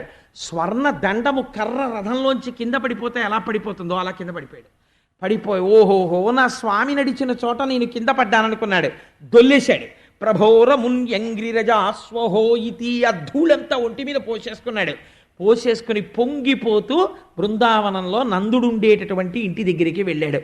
ఆవుల మందల్లో ఏ ఆవు పొదుగు దగ్గర కూర్చుని ఆ శ్రీకృష్ణ పరబ్రహ్మము అంతటా వ్యాప్తి చెందిన నారాయణ తత్వము బృందావనంలో నందుడి ఇంట్లో ఒక ఆవు దగ్గర పాలు పితుకుతోంది కూర్చొని. రాశీభూతమైన పరబ్రహ్మాన్ని మాంసనేత్రాలతో చూస్తున్నాను, నా జన్మధన్యమైపోయింది అన్నాడు. వెళ్ళి కృష్ణుడికి బలరాముడికి నమస్కరించాడు. నా జన్మధన్యమైంది, జన్మెత్తినందుకు మీ ఇద్దరిని చూశానన్నాడు. బలరాముడు అక్రూరుణ్ణి గబగబా తీసుకెళ్ళి, అన్నగారు కాబట్టి మర్యాద చూపించాడు, తీసుకెళ్ళి కూర్చోపెట్టాడు ఉచితాసనం మీద.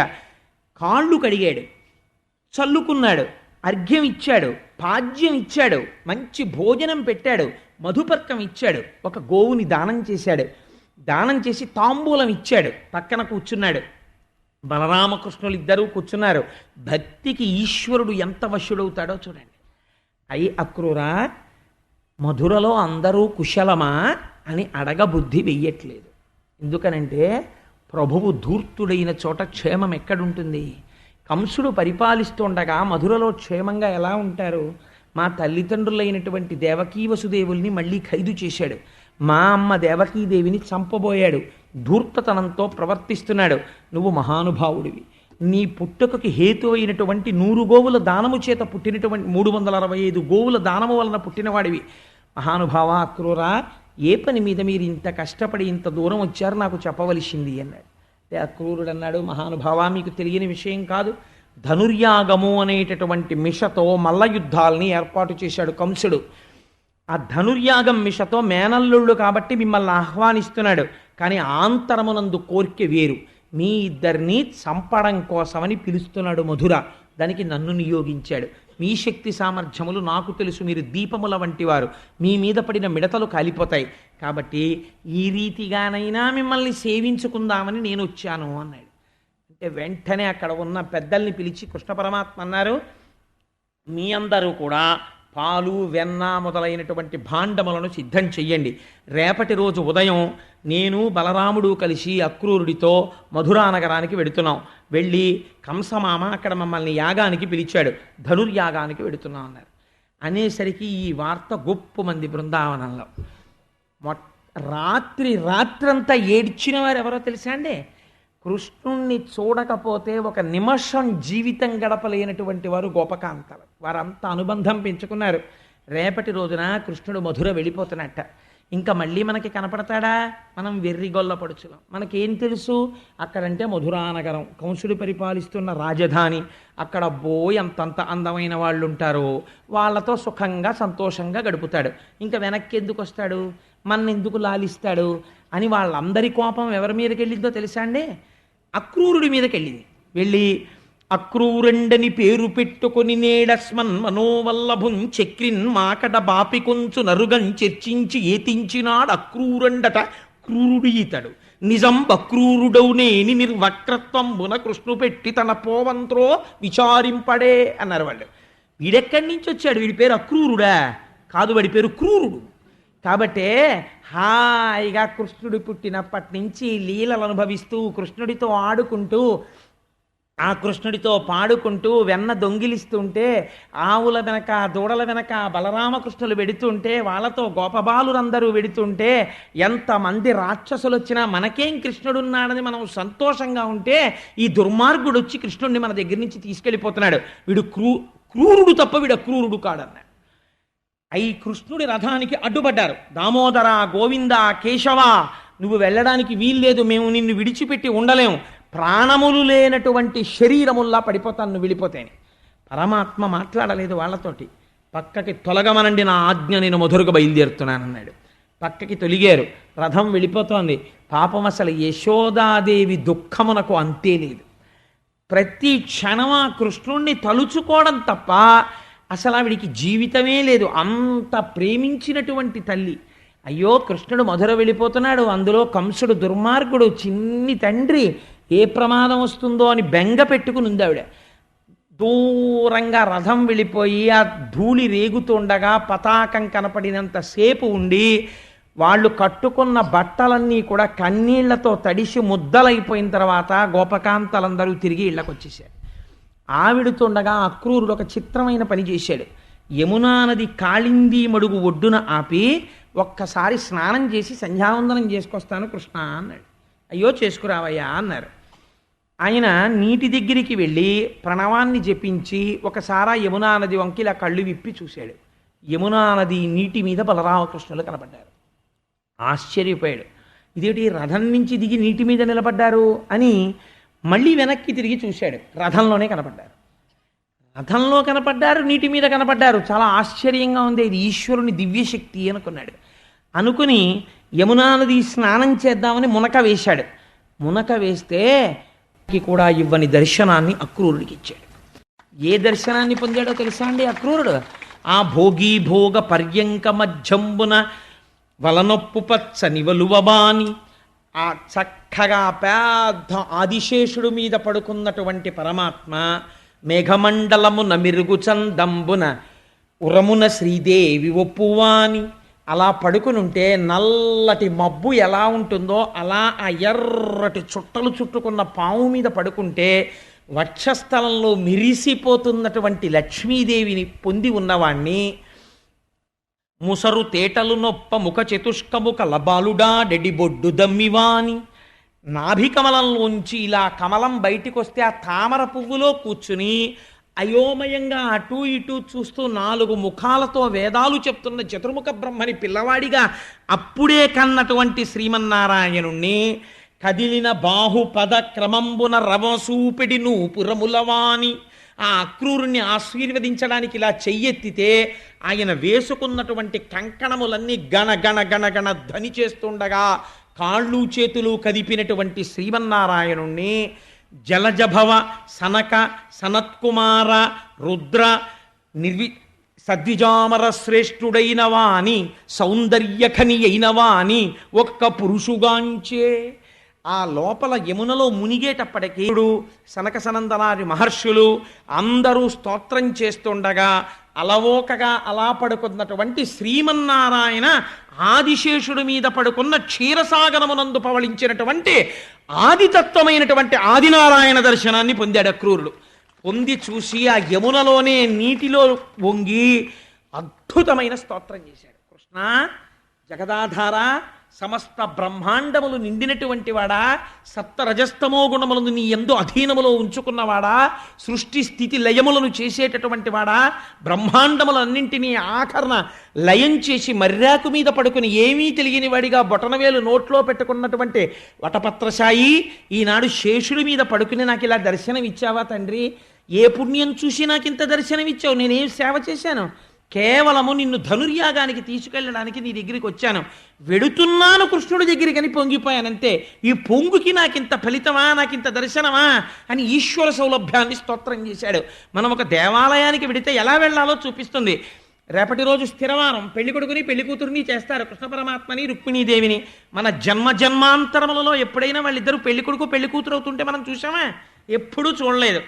రేపు మా స్వామి పెళ్లి కొడుకు అవుతున్నాడు, మా అమ్మ పెళ్లి కూతురు అవుతోంది, మేము చూడాలని చెప్పి 8 గంటల 10 నిమిషాల ముహూర్తం.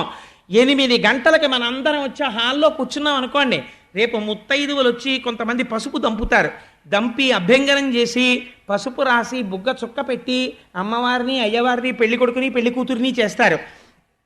చేసి చక్కగా అప్పుడు కూర్చుని లక్ష్మీ కళ్యాణం పంచమి తిథి ఉండగా రేపు ఉదయం 8 గంటల 30 నిమిషాలకి నేర్పుతాను. అందరం లక్ష్మీ కళ్యాణం నేర్చుకుని బయలుదేరుతాం.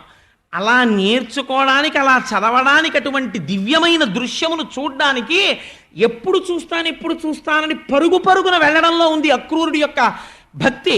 వెళ్ళినందుకు ఎటువంటి దర్శనం ఇచ్చాడో చూడండి. భాగవతంలో దశమ స్కంధంలో ఇప్పటి వరకు ఇలాంటి దర్శనం ఎవరికి లేదు, ఒక్క అక్రూరుడికి ఇచ్చాడు. దేనివల్ల? ఆర్తి కలిగితే అటువంటి దర్శనం ఇచ్చాడు. పొంగిపోయాడు. మనం ఇటువంటి మూర్తిని ఒక చోట చూడగలము. ఎక్కడ చూడగలం చెప్పండి? మనకి చాలా దగ్గరలో గోవిందరాజస్వామి.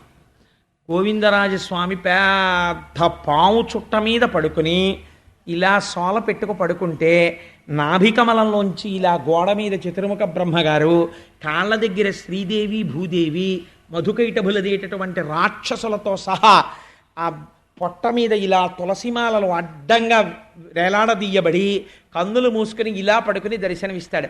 అప్పుడు మీరు ఒక్కసారి అక్రూరుణ్ణి తలుచుకుని ఈ శ్రీమన్నారాయణ తత్వం యమునలో కనపడింది, నాకు ఇక్కడ కనపడుతోందని మీరు నమస్కరించవచ్చు గోవిందరాజులకి.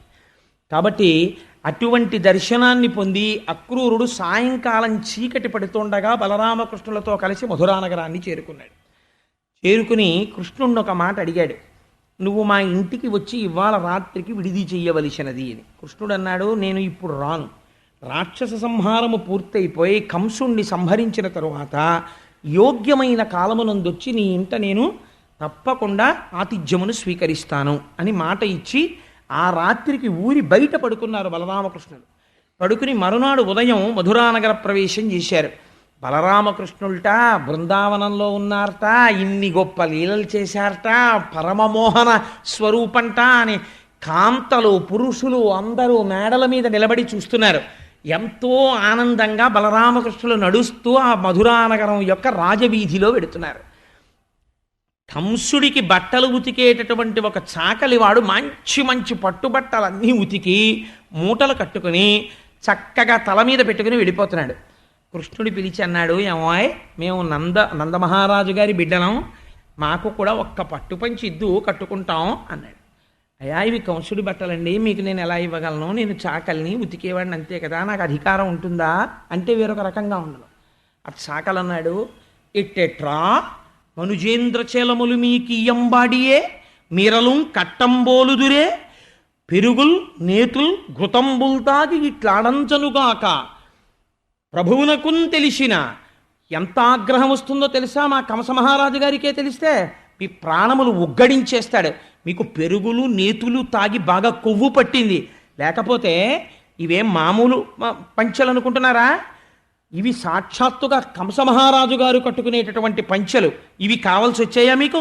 ఎట్టెట్రా మనుజేంద్ర చేరములు మీకు ఇయ్యంబాడియే మీరలు కట్టంబోలుదురే పయోఘృతదధి క్షీరంబులంతాగి ఇట్లాడంజనుగాక గొల్లలకు మీకిబ్బంగి నూరాడెడిన్ కట్టా ప్రాణంబులు కోలుపోయెదు సమీకంసోద్ధతిన్ బలక. మా కంసుడికి తెలిసిందంటే పీకలు ఎగిరిపోతాయి, పిచ్చ పిచ్చ మాటలు మాట్లాడకండి అన్నాడు. అంటే కృష్ణుడు చూసి, నేను నిన్ను అడిగింది ఏమిటి, నువ్వు మాట్లాడింది ఏమిటి అని చూస్తుంటే బలరాముడి వంక చూసి, అన్నయ్య ఇంకా ఈ పుర్రె మారదు అని పిడికిలి బిగించి ఒక్క గుద్దాడు నెత్తి మీద. వాడి తల బద్దలైపోయి చచ్చిపోయాడు. ఎందుకు చంపాడు చాకల్ని అంటే ఇక్కడ ఒక ప్రశ్న ఉంది. ఈ పుర్రె ఎప్పటిదో తెలుసా అండి? త్రేతాయుగం పుర్రెది. అప్పుడు సీతాదేవి మీద నిందలేశాడు. ఆవిడ సీతాపరిత్యాగానికి కారణమైన పుర్రె. ఈ పుర్రె ఎప్పటికైనా మారుతుందేమోనని ఈశ్వరుడు అవకాశం ఇస్తూనే ఉన్నాడు. ఈ జన్మలోనైనా ఒక్క మంచి మాట మాట్లాడతాడేమో అనుగ్రహిద్దామని చూశాడు. అవకాశం వచ్చినా అహంకారంతో నాశనం అయిపోతాడు. ఒక్కొక్కడు నోటి మాట వల్ల చెడిపోతాడు, ఎక్కడెలా మాట్లాడాలో తెలియక. ఎట్టెట్రా మనుజేంద్ర చేలములు మీకు ఇయ్యంబాడియే ఇన్ని మాట్లాడాడు, పగిలిపోయింది ఆ పుర్రె, చచ్చి ఊరుకున్నాడు. కాబట్టి ఈశ్వరుడి యొక్క క్షమాగుణాన్ని, మనిషి యొక్క తెంపరితనాన్ని ఈ రజకుని యొక్క మరణము మనకి ఆవిష్కరిస్తుంది. బట్టలు ఉతకగలిగాడు కానీ తన మనసుని ఉతుక్కోలేకపోయాడు వాడు. అది దాటారు. చిత్రం ఏమిటంటే, ఒక వృద్ధుడైనటువంటి సాలెవాడు పంచెలు నేస్తున్నాడు. ఆయన బలరామకృష్ణులకి ఎదురొచ్చి తీసుకెళ్ళి, ఇవి నేను కంసుడి కోసం నేస్తున్నటువంటి పంచెలు, మెత్తటి పంచెలు, మహానుభావ మీరు ఈ పంచె కట్టుకుని కనపడితే ఎంత బాగుంటారో ఈ పంచె కట్టుకోండి అన్నాడు. అసలు అడగలేదు కృష్ణ పరమాత్మ. ఆ పంచెలు కట్టుకుని ఏ రకమైన ఐశ్వర్యం ఇచ్చాడో తెలుసా అండి? ఇహమునందు సమస్త ఐశ్వర్యమును ఇచ్చి, సారూప్యమిచ్చి, అంటే అంత్యమునందు తాను కృష్ణుడిగా మారిపోతాడు. సారూప్యమిచ్చి, సాలోక్యమిచ్చి తన లోకమునకు తీసుకువెళ్ళి తన సామీప్యమునందు కూర్చోపెట్టుకోగలిగినంతటి ఐశ్వర్యాన్ని కటాక్షించాడు. నీ అంత నీవు నాకున్నదని కాదు, నా స్వామి కళ్యాణం జరుగుతోంది అని పొంగిపోయి ఒక నూలు పోగు అక్కడ పెడితే దేశకాలముననుసరించి రుక్మిణీ కళ్యాణం భాగవతాంతర్గతంగా అస్తమానం రమ్మంటే వస్తుందా? ఎప్పుడో వస్తుంది. ఎవరు వినియోగించుకుంటారో వాళ్ళు అదృష్టవంతులు, ఎవడు వినియోగించుకోలేకపోయాడో వాడు దురదృష్టవంతుడు అంతే. కాబట్టి ఏమైంది? కృష్ణుడు వచ్చాడు, ఓ పంచె పెట్టాడు, ఇంత స్థితికి వెళ్ళిపోయాడు. ఒక పంచె తీసుకెడుతుందా? తీసుకెడుతుంది. నీ ఆర్తిని బట్టి తీసుకెళ్ళిపోతుంది. నువ్వు ఇచ్చిన ఒక్క వస్త్రం నిన్ను ఆ స్థితికి తీసుకెళ్ళిపోతుంది. నీ ఆర్తి ఆ స్థితికి తీసుకెడుతుంది. కాబట్టి ఆ సాలెవాడు ఈ స్థితిని పొందాడు. ఆ ముందు సందులో సుధాముడు అనబడేటటువంటి మాలాకారుడు ఉన్నాడు. ఆ మాలాకారుడి దగ్గరికి వెళ్ళారు. ఆయన పుష్పమాలలు కడుతూ ఉంటాడు కంసుడికి. ఆయన దగ్గరికి వెడితే ఆ మాలాకారుడు ఎదురొచ్చాడు, లోపలికి తీసుకెళ్ళాడు, కూర్చోపెట్టాడు, అర్ఘ్యపాద్యాదులు ఇచ్చాడు. కృష్ణ, నా జన్మ ధన్యమైంది, ఏం అదృష్టం, ఇవాళ మీరు ఇచ్చేశారు నా దగ్గరికి అన్నాడు. ఈ మాటలు బ్రాహ్మణులు అనలేకపోయారు, నేను ఆ లీల విడిచిపెట్టేశాను టైం లేక. కానీ కాబట్టి ఇక్కడ కాదు, మొన్నటి రోజున వదిలిపెట్టానులేండి, ఇవాళ నేను వదిలిపెట్టలేదు. కాబట్టి ఇన్ని మాటలు చెప్పి అర్ఘ్యపాద్యాదులు ఇచ్చి కృష్ణ పరమాత్మకి, స్వామి మీరు ఈ పుష్పమాలలు అలంకారం చేసుకోండి అని పుష్పమాలలు ఇచ్చాడు. పొంగిపోయాడు పరమాత్మ. ఒకదానికన్నా ఒకటి కిందకి చూడండి. పత్రం పుష్పం ఫలం తోయం యోమే భక్త్యా ప్రయచ్చతి అంటాడు. నాకు ప్రీతితో నువ్వు ఏది ఇచ్చినా నేను అంత ఇవ్వగలను, రెట్టింపు కోట్ల రెట్లు నీకు ఇస్తా, నువ్వు ప్రేమతో నాకు ఇస్తే. ఏడుస్తూ నువ్వు తెచ్చింది నాకు అక్కర్లేదంటాడు ఈశ్వరుడు.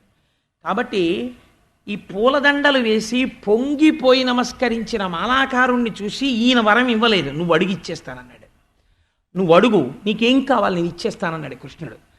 అంటే ఆనాడు మాలాకారుడు అడిగిన దాన్ని మనం అందరం పూజలో చెప్పవలసిన దాన్ని అడిగాడు. వ్యాసుడు చేసిన శ్లోకానికి యథాతథ ఆంధ్ర అనువాదం పోతన గారు చేశారు. నీపాద కమల సేవయు నీపాదార్చకులతోడి నెయ్యము నితాంతాపారభూత దయయు తాపసమందార నాకు దయసేయగదే అని అడిగాడు. నీపాద కమల సేవయు కేవలం బ్రతికేయడం కాదు తండ్రి, ప్రతి క్షణం నీ పాదకమలముల యొక్క సేవ నేను చేసుకోగలగాలి. నీ పాదార్చకులతోడి నెయ్యము, ఎవరెవరు నీ పాదములు పట్టి పూజ చేసేటటువంటి మహాభక్తులున్నారో వాళ్ళతో నాకు స్నేహము కావాలి. నితాంత అపార భూతదయయు, ఆ ప్రేమకి హద్దు ఉండకూడదు, అంతా ఈశ్వరుడే అని. ఏ పదార్థమును చూసినా ఇది ఈశ్వరుడే అని నాకు ప్రేమ ఉండాలి. దానికి ఎల్లలేదు, పూర్ణమై ఉండాలి. అపార భూతదయయు తపసమందార నాకు దయసేయగదే. ఈశ్వర, నాకు అటువంటి భక్తిని నాకు కటాక్షించవా అని అడిగాడు. పొంగిపోయి ఆ మాలాకారుడికి ఆలింగన సౌఖ్యం ఇచ్చి కౌగలించుకొని ఆయనకి ఏమిచ్చాడు అన్నది వ్యాసుడు కూడా చెప్పలేని స్థితిని ఇచ్చాడు మాలాకారుడికి. ఇచ్చి తదనంతరము దాటి ముందుకు వెడుతున్నాడు. వెడుతుంటే ఒక కుబ్జ ఎదురొచ్చింది. ఇవన్నీ దశమస్కంధంలో గొప్ప రహస్యాలు. ఇవి మనం తెలుసుకోవలసిన ఘట్టాలు. ఒక చాకలి ఇలా అన్నాడండి అని నేను తర్వాత చెప్పేశాను అనుకోండి, ఆ చాకలి పుర్రె ఎక్కడి నుంచి వచ్చి ఎలా పాడైందో తెలిసిందనుకోండి, మన మాట ఎంత జాగ్రత్తగా ఉండాలో మీకు అర్థమైపోతుంది. ఈశ్వరుడు ఎంత అవకాశం ఇస్తాడో తెలుస్తుంది. కాబట్టి ఒక కుబ్జ అంటే గూనిది. ఆవిడ త్రివక్ర, 3 వంకరలు ఉన్నాయి ఆవిడికి శరీరంలో ఈ గూని వల్ల. ఆవిడ ఎదురొస్తుంటే కృష్ణ పరమాత్మ ఎదురెళ్ళి ఆవిడ వంక చూశారు. కుబ్జ అంటే అందంగా ఉండదు కదా, త్రివక్ర అయ్యున్నటువంటి స్త్రీ. ఆవిడంది కృష్ణుడి వంక చూసి, చక్కనివాడవౌదు సరసంబుల నొంపకు ఎల్లవారికిన్ చక్కదనంబులెక్కడివి చారు శరీర నన్ను త్రివక్రయండ్రు తేనిక్కము కంసుదాసిని వినిర్మలలే పన విద్యదాన నన్మిక్కిలి రాజుమెచ్చు తగమీరు విలేపనముల్ గ్రహింపరే అంది. అయా నన్ను కుబ్జ అంటారు. ఊళ్ళో వాళ్ళందరూ నన్ను ఏమని పిలుస్తారో తెలుసా? త్రివక్ర, శరీరంలో 3 వంకరలు ఉన్నదానా అని నన్ను పిలుస్తారు. నువ్వు చూస్తే ఎంత అందంగా ఉన్నావు, నీకు దృష్టి తీతలా నీ ఎదురుగుండా నేను నిలబడ్డాను. కానీ నేనేం చేస్తుంటానో తెలుసా? వినిర్మలలే పన విద్యదాన, గంధపు చెక్కల మీద గంధం తీస్తూ ఉంటాను, పరిమళ ద్రవ్యాలు సిద్ధం చేస్తాను, కంస మహారాజుకు పట్టుకెడతాను, ఆయన ఒంటికి రాసుకుంటాడు. అసలు నిజంగా అందం ఏమిటో ఇవాళ చూశాను నీలో. నువ్వు ఈ గంధం రాసుకుంటే ఈ గంధానికి అందం వస్తుంది. ఈశ్వర, కొద్దిగా ఈ గంధం రాసుకుంటావా? వినిర్మలలే పన్న విద్యదాన నన్మిక్కిలి రాజు మెచ్చు. ఎవరికి ఏది లేదో అది గుర్తొస్తుంది. అందరికీ అందం ఎక్కడుంటుంది అంది పాపం. నాకు అందం లేదు, నాకు ఇస్తావా అని కూడా అడగలేదు ఆవిడ. అందరికీ అందం ఎక్కడుంటుందయ్యా? ఉండమంటే ఉంటుందా? పోన్లే, ఇంత అందగాడికి నువ్వు రాసుకొని తెచ్చిన గంధం పొంగిపోతాను అంది. అంటే పరమాత్మ చూశారు, అయ్యో పాపం ఎంత మాట మాట్లాడిందిరా, ఎంత గొప్ప మాట. అందుకే ఈశ్వరుడికి అన్నిటికన్నా చాలా గొప్ప సేవ ఏమిటో తెలుసా అండి? చందన సేవ. అందుకే త్యాగరాజు గారంతటి వారు గంధము పూయరుగా అని కీర్తన చేశారు. ఆ గంధం వీధిలో అమ్మే గుండ తీసుకొచ్చి వాడేదో కర్రో కంపో తీసుకొచ్చి కాల్చేసిన బూది కలిపేసిన గుండ చేయకూడదు, పరమ ప్రమాదం కూడా. అది శీతలోదకం, అది చల్లగా ఉంచుతుంది పరమాత్మని. గంధం సాన పెట్టుకుని గంధపు చెక్కతో మీరు ఇంట్లో గంధం తీసి ఇంత గంధాన్ని కానీ పరమాత్మకి అలదినా పరమశివుడికి అభిషేకం చేసేటప్పుడు చిట్ట చివర గంధోదకంతో ఈ శివలింగం మీద నీళ్లు పోసి పూర్తి చేసినా వాడి వంశానికి ఎదురుండదు. ఇంకా వాళ్ళ వంశం తామర తంపరగా పెరుగుతుంది. అంతటి మంచి మంచి వాళ్ళు పుడతారు, అంత తెలివైన వాళ్ళు పుడతారు. ఈశ్వరుడికి చందనం ఇలా రాస్తే చాలు అంత పొంగిపోతాడు. చూడండి, ఒకదానికన్నా ఒకటి చిన్నదానికి వచ్చేస్తున్నారు. ఈశ్వరుడు ఎంత ప్రీతి చెందిపోతాడో చెప్తున్నారు. ఈ పాటి గంధం ఇచ్చి రాసుకో అన్నందుకు ఈశ్వరుడు ఏం చేశాడో తెలుసా అండి? ఎవ్వరికీ దొరకనటువంటి విచిత్రమైన సౌఖ్యాన్ని ఇచ్చాడు. ఆ కుబ్జ యొక్క పాదాన్ని తన కుడి పాదంతో తొక్కాడు. తొక్కి తన ఈ 2 వేళ్లతో ఆ కుబ్జ యొక్క గడ్డం కింద పెట్టి 2 వేళ్ళు ఇలా పైకెత్తాడు. ఎత్తేటప్పటికి 3 వంకర్లు సరిపోయి అందమైన సౌందర్యరాశ అయిపోయింది. అయిపోగానే ఆవిడంది, నేను సైరంధ్రిని. అంటే పాంధులు అంటారు, ఇల్లు లేని వాళ్ళని పూర్వం పాంధుడు అనేవారు. అలాంటి వాళ్ళందరూ ఎక్కడుండేవారంటే పూర్వం సైరంధ్రి ఇంట్లో ఉంటారు. కాబట్టి సైరంధ్రి పురుషులు అడగడమే తడవు, వారికి కావలసిన సౌఖ్యాన్ని కూడా కటాక్షిస్తారు. కాబట్టి అటువంటి సైరంధ్రిని నేను. నాకింత సౌందర్యం ఇచ్చావు, నువ్వింత సౌందర్యం కలిగిన వాడివి, కాబట్టి నువ్వు ఒక్కసారి మా ఇంటికి వచ్చి నేను ఇచ్చేటటువంటి ఆనందాన్ని అనుభవించు అని ఆయన మీద ఉన్న ఉత్తరీయం పట్టుకు లాగింది. లాగితే కృష్ణ పరమాత్మ అన్నారు, తప్పకుండా నేను వస్తాను నీ ఇంటికి, కానీ ఇప్పుడు కాదు, కంస సంహారం అయిన తర్వాత వస్తానన్నారు. ఇది మనకి కొంచెం చిత్రంగా తోస్తుంది. అదేంటంటే ఆ త్రివక్రని కృష్ణస్పర్శ తగిలిన తర్వాత ఆయన పాదముతో తొక్కాక కూడా ఇటువంటి వాంఛ ఉండిపోయిందా? మీరు భాగవతాన్ని చాలా జాగ్రత్తగా అర్థం చేసుకోవాలి. ఒకసారి త్రివక్ర వంకరలు పోయాయి అనుకోండి. త్రివక్ర అంటే ఏమిటో తెలుసా అండి? మనసులో ఒక మాట, శరీరంతో ఒకటి చేయడం, నోటితో ఒకటి చెప్పడం. లోపలేమో వచ్చాడురా దుష్టుడు అనుకుంటాడు, చేత్తోనేమో ఇలా అనడానికి మనసొప్పక అంటాడు. అంటే నమస్కారం పెట్టాడా అంటే నమస్కారం పెట్టడానికి ఇలా పెట్టడానికి వాడికి ఇష్టం ఉండదు అందుని అంటాడు. పెట్టాడో తెలియదు, పెట్టలేదో తెలియదు, కాబట్టి ఇలా అంటాడు. మనసులో దుష్టుడు వచ్చేసాడంటాడు, శరీరంతో నమస్కారం చేసినట్టుంటాడు, నోటితో వచ్చేసారేంటండి అంటాడు. సంతోషించాడో తెలియదు, ఏడుస్తున్నాడో తెలియదు. కాబట్టి ఇప్పుడు ఏమైనట్టు? 3 వంకర్లు. ఎప్పుడూ ఈ 3 ఒకలా ఉండవు. లోపల ఎలా ఉన్నాడో పైన అలా ఉండడు. ఎప్పుడూ 3 వంకర్లతో ఉంటాడు. ఈ 3 వంకర్లు తీసేయడమే కుబ్జతనాన్ని తీసేయడం. ఇది పోయి ఏకత్వం వచ్చేసింది అనుకోండి, ఈశ్వర స్పర్శ తగిలిన వాడు ఏమడుగుతాడు? ఎప్పుడూ ఈశ్వర సేవే అడుగుతాడు. కాబట్టి వేళాపాళ ఉండదు దానికి. మధ్యాహ్నమైనా సాయంకాలమైనా పొద్దున్నైనా ఖాళీ దొరికిందనుకోండి, గబాలన టేబుల్లోంచి ఒక పుస్తకం తీసి సాంబ సదాశివ సాంబ సదాశివ సాంబ సదాశివ సాంబ శివ అనుకుంటూ ఏదో చదువుకుంటుంటాడు. మళ్ళీ ఎవడో తెచ్చి ఫైల్ టేబుల్ మీద పెట్టాడు అనుకోండి, రాస్తాను లేవా అని చెప్పి ఫైల్ రాసుకుంటాడు. అదేంటండి 12:10కి మీరు సాంబ సదాశివ అనడం ఏంటండి అంటే, అలా పుస్తకం కూడా చదవక్కర్లేదు. ఒక్కొక్కసారి ఇక్కడే అలా కూర్చుని ఖాళీ 1 నిమిషం దొరికిందనుకోండి, అలా శ్రీశైలం వెళ్ళిపోతాడు. అలా 1 క్షణం ఖాళీ దొరికిందనుకోండి, పిఠాపురం వెళ్ళిపోతాడు. అలా 1 క్షణం ఖాళీ దొరికిందనుకోండి, కాశీ వెళ్ళిపోతాడు. ఎందుకు వెళ్ళిపోతాడు అంటే ఆ మనస్సుకి అది అలవాటు, అక్కడికే వెళ్ళిపోతుంది అది. అలా వెళ్ళిపోవడం అలవాటైపోయిన మనస్సులా ఇప్పుడు త్రివక్ర వంకర్లు పోగానే ఆవిడ ఈశ్వరుడు యొక్క కైంకర్యం అడుగుతోంది, రమ్మంటోంది ఇంటికి. కంసమధయ్యాకు వస్తానంటున్నాడు అంటే అజ్ఞాన సంహారం పూర్తయిపోవాలి. అందుకని అప్పుడు వస్తానని ఆయన మాట ఇచ్చాడు తప్ప ఆమె యందు దోషమును పట్టకూడదు మీరు. ఆయన ఒక మాట అన్నాడు కృష్ణుడు, అవును నేను పాంధుడను అన్నాడు. ఇది ఒక చిత్రమైన మాట భాగవతంలో. పాంధుడంటే ఇల్లు లేనివాడు. ఆత్మకి ఇల్లే ఉంటుంది, అది పరివ్యాప్తమై ఉంటుంది.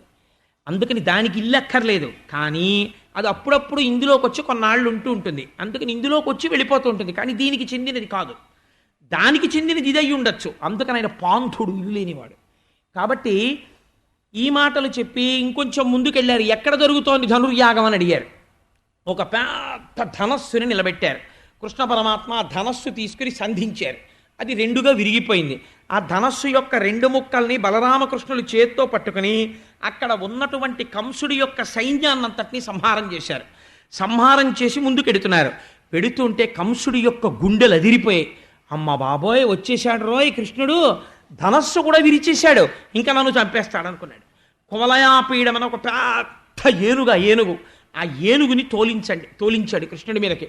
మావటి వాడికి చెప్పాడు, దాన్ని కృష్ణుడి మీదకి పురిగొల్పి విడిచిపెట్టు, అది కృష్ణుడిని తొక్కేస్తుంది, కృష్ణుడు మరణించాలని చెప్పాడు. ఆ ద్వారపాలకుడు అక్కడ ఉన్నటువంటి వాడు మావటి కలిసి ఆ కృష్ణుడి మీదకి ఏనుగుని నడిపించారు. నడిపిస్తే ఆ ఏనుగు వచ్చి ఆయన్ని గట్టిగా చుట్టింది. చుడితే ఆయన తొండంలోంచి జారిపోయి దాని 4 కాళ్ళకి మధ్యలో దూరితే అది 2 కాళ్ళ మధ్యలో తొండం పెట్టి వెతుకుతోంది కృష్ణ పరమాత్మ కోసం. ఆయన దొరకకుండా వెనక కాళ్ళ మధ్యలోంచి బయటికి వచ్చి దాని తోక పట్టుకుని 100 ధనస్సుల దూరం వెనక్కి ఈడిచేశారు. దాన్ని ఈడిచేసి సమస్త బ్రహ్మాండములు తన బొజ్జయందున్న వాడికి దిక్కుమాలిన ఏనుగులు లాగడం పెద్ద కష్టమా, గిరగిర తిప్పి విసిరేశారు. విసిరేస్తే మావటివాడు పరిగెత్తుకెళ్ళి ఆ ఏనుగుని మరింత ప్రచోదనం చేశాడు. యుద్ధంలోనండి అన్నిటికన్నా అత్యంత ప్రమాదకరమైందేదో తెలుసా ఏనుగే. గుర్రం తన మీద కూర్చున్నటువంటి వీరుణ్ణి తీసుకుని పరిగెడుతుంది అంతే, కానీ ఏనుగుకి నల్లమందు పెడతారు యుద్ధానికి తీసుకెళ్ళేటప్పుడు. దానికి ఇంక అసలు ఒళ్ళు తెలియదు. ఒళ్ళు తెలియని స్థితిలో ఏనుగు నడుస్తూ శత్రు సంహారం చేస్తుంది. ఏనుగు వెళ్ళిపోతుంది అనుకోండి, దాని కాళ్ళ కింద ఉన్న వాళ్ళని తొండాలు పెట్టి లాగి కింద పడేసుకుంటూ ఉంటుంది, తొక్కుకుంటూ వెళ్ళిపోతూ ఉంటుంది. అది తొక్కుతుంటే చచ్చిపోతారు, తొండం పెట్టి కొడితే చచ్చిపోతారు, దంతం పెట్టి పొడిస్తే చచ్చిపోతారు, అది ఎవరి మీదన్నా పడితే చచ్చిపోతారు. కాబట్టి ఏనుగు అలా యుద్ధం చేయగలదు. అటువంటి ఏనుగుని పురిగొల్పాడు కృష్ణుడి మీదకి. అది చిన్ని కృష్ణుడి మీదకి పరిగెత్తుకొస్తోంది. వస్తుంటే ఆయన కాలందొక్కి సలీలుడైన గవుతో కంఠీరవేంద్రాకృతిన్ కేలన్ భీషణ దంతముల్ పెరిగి సక్షీణంబుగా మొత్తి గోసాలగ్రామణి వీరమౌళిమణియై ప్రణంబులన్ బాపెనా శైలేంద్రాభము ప్రాణలోభము నిజంచాచార గంధేభమున్. ఒక్కసారి తన కాలుతో దాని కాలు తొక్కేటప్పటికీ ఆ ఏనుగు ముర్రోని ఘీంకరిస్తూ వంగిందిట. వంగేసరికి దాని 2 దంతాలు ఊడబెరికేశారు. ఊడబెరికి అరిచేత్తో దాని యొక్క ఆ కుంభస్థలం మీద ఒక్క దెబ్బ కొట్టారు. దాని కళ్ళల్లోంచి నోట్లోంచి నెత్తురు కక్కుతూ ఆ కువలయాపీడం కింద పడిపోయింది. కింద పడిపోయిన తర్వాత ఈ దంతాలు పెట్టి అక్కడ ఉన్నటువంటి ఇతర వీరుల్ని మావటిని సంహరించి కృష్ణుడు లోపలికి ఎడుతున్నప్పుడు ఎంత గమ్మత్తుగా వెళ్ళాడో తెలుసా అండి. ఈ ఏనుగు దంతాలు 2 భుజాల మీద వేసుకుని లోపలికి వెళ్ళాడు. చిన్ని కృష్ణుడు ఒక చిన్న పట్టుపంచోటి కట్టుకుని నెమలీక పెట్టుకుని ఆ 2 దంతాలు వేసుకుని లోపలికి వెళ్ళిపోతున్నాడు. నీలాదేవిని తిరుప్పావయ్య అని మన వాళ్ళు చదువుతుంటారు కదా మార్గశీర్ష మాసంలో. ఆ నీలాదేవికి మంచం చేయించాల్సి వస్తే నేను అందరిలా మంచాలు కొండని చెక్కతో చేయించడం ఏమిటని చెప్పి ఈ కువలయాపీడం నుంచి లాగేసేటటువంటి దంతాలతోటే మంచం చేయించేట ఆయన ఆవిడికి. అందుకని ఈ ఏనుగు దంతాలు వేసుకుని లోపలికి ఎడుతున్నాడు. ఈ కువలయాపీడము అన్న పేరు ఏనుగుకి చాలా ఆశ్చర్యంగా ఉంటుంది. కువలయాపీడము అంటే ఏమిటో తెలుసా అండి? కు అంటే భూమి, వలయము అంటే భూమండలం. ఈ భూమండలమును పీడించున్నది ఏది చెప్పండి? మీరు ఇలా భూమి మీద ఉండి పృథివీ వికారమైన మనం పూజ చేద్దామని కూర్చుందాం అనుకుంటే ముందు మనని అడ్డేది ఏదంటే దేహాత్మాభిమానమే. ఈ శరీరాహంకారమే మనని పాడి చేసేస్తుంది. ఇవాళ అంతసేపు కూర్చోవాలా అంటుంది ముందు. కూర్చున్న దగ్గర నుంచి అస్తమానం ఇలాగే ఏదో రాచకార్యం ఉన్నవాళ్లే. పేపర్ చదవమనండి, అసలు ఇలా చూడ్డం. టీవీ చూడమనండి, ఇలా చూడ్డం. పనికి మాలిన కబుర్లు చెప్పమనండి, ఇలా చూడ్డం. పూజా మందిరంలోకి మర్చిపోకుండా వాచి పెట్టుకుని ఎడతాడు. ఎందుకంటే అస్తమానం దీంతోనే పని. ఒక అరగంట కూర్చున్నాడు అనుకోండి, అమ్మ బాబోయ్ అరగంట సేపు కూర్చున్నానా అని ఇంకా తాను సాక్షాత్ మోక్షం కూడా దాటిపోతున్నట్టు, ఇంకంత పుణ్యాన్ని ఈశ్వరుడు కూడా భరించలేడు, ఏమైపోతాడో పరమాత్మ అని బెంగ పెట్టుకున్న వాళ్ళే లేచి వచ్చేస్తాడు. కాబట్టి కువలయాపీడము అంటే దేహమునకు సంబంధించినటువంటి అహంకారము. ఎందుకు పనికిరాని దీన్ని పట్టుకుని శాస్త్రమునందు దీన్ని ఏమని పిలుస్తారో తెలుసా అండి? మీకు ఒక మాట చెప్తే మీరు ఆశ్చర్యపోతారు. శాస్త్రంలో దీన్ని ఏమని పిలుస్తారంటే, మనం ఎవరు మీరంటే నేనని దీన్ని చూపిస్తాం. శాస్త్రంలో దీన్ని ఏమంటారంటే అన్నవికారము అని పిలుస్తారు. ఎంత గొప్ప మాట చూడండి. అన్నవికారం అంటే ఈ పృథివిలో పండినవి ఎన్నో తినేశావు, ఇది అయిందంటారు. నిజమే కదండి. ఎన్ని తినేశానో నేను పుట్టినప్పటి నుంచి, ఎన్ని పళ్ళు తినేశానో, ఎన్ని పాలు తాగేశానో, ఎంత అన్నం తినేశానో, తినేస్తే ఇంత శరీరం తయారైంది.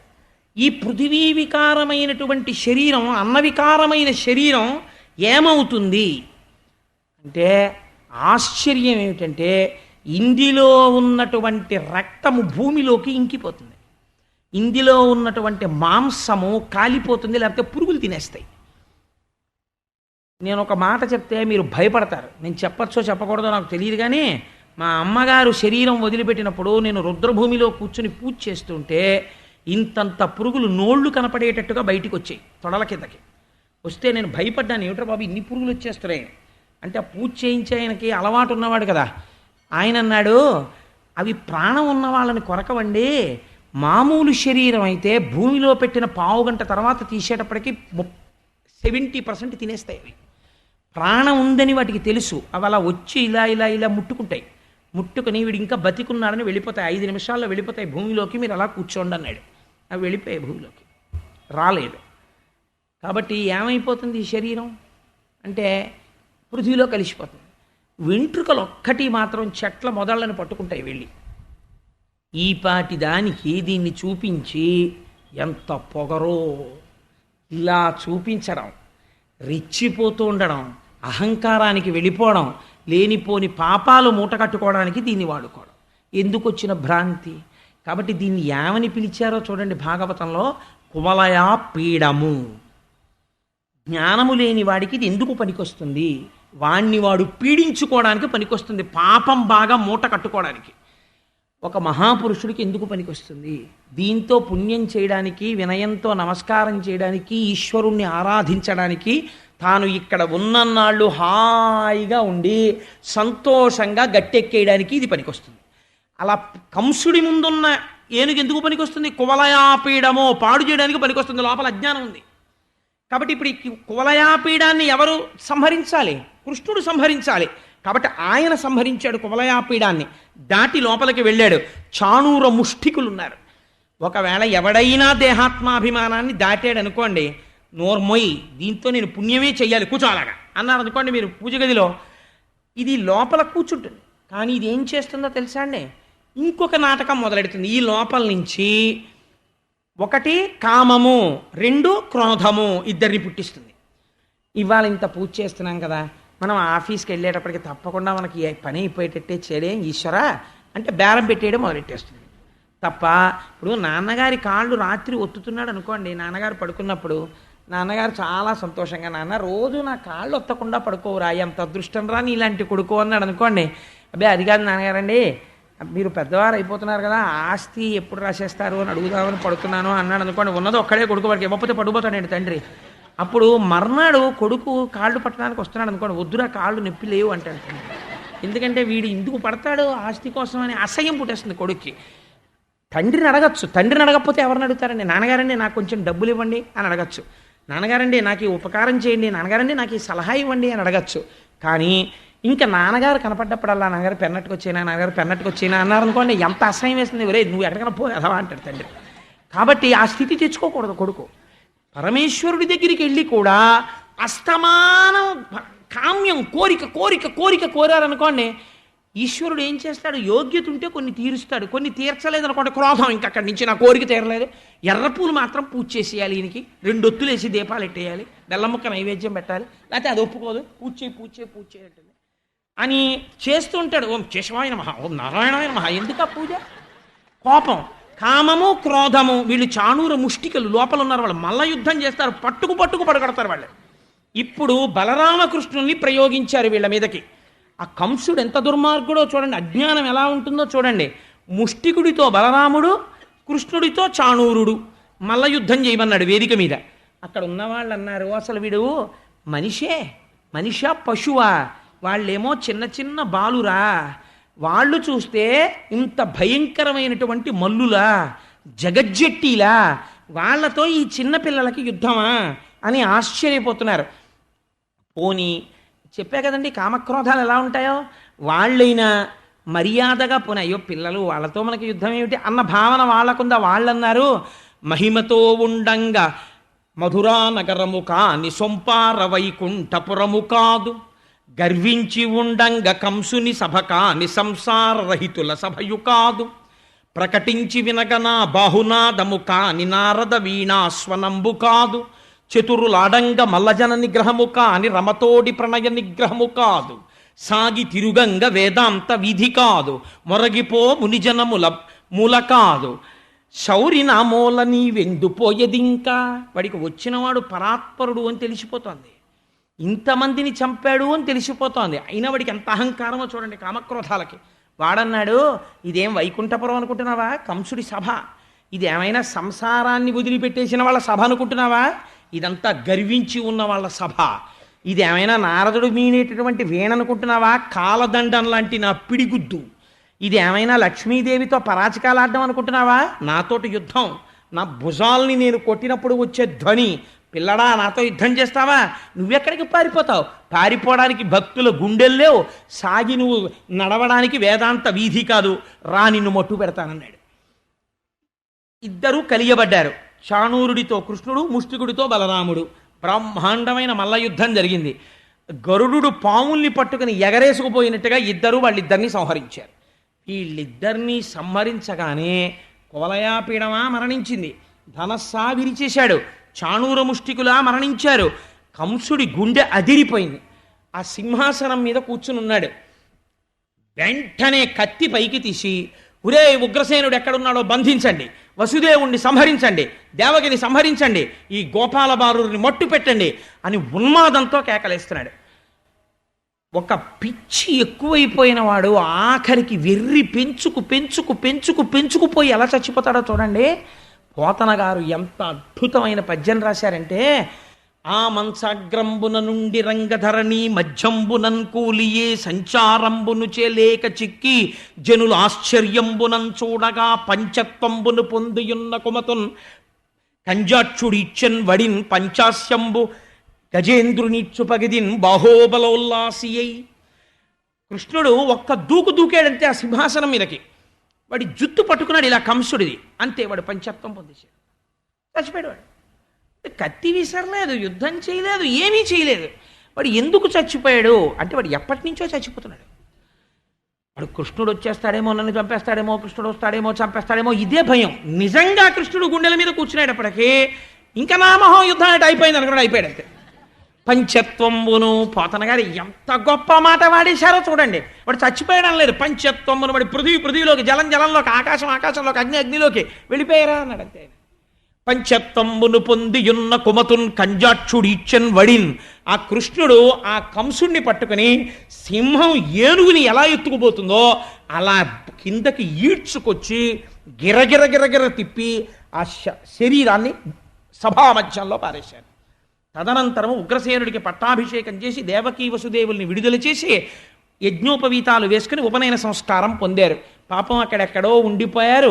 ఆ యశోదాదులు బెంగ పెట్టుకుని ఉన్నారని ఉద్ధవుణ్ణి పంపించారు. అక్కడ భ్రమర గీతలు జరిగాయి. జరిగిన తర్వాత గోపికా గీతలు అని వాళ్ళు మాట్లాడతారు. ఇది పూర్తయిన తర్వాత ఒక ముఖ్యమైన ఘట్టం పూర్తి చేస్తే తప్ప రేపు ఆయన్ని పెళ్లి కొడుకుని చేయడం కుదరదు. జరాసంధుడు యుద్ధానికి వచ్చాడు. ఎందుకు వచ్చాడో తెలుసా అండి? కంసుడి యొక్క భార్యలు ఇద్దరు జరాసంధుడి కూతుళ్ళు.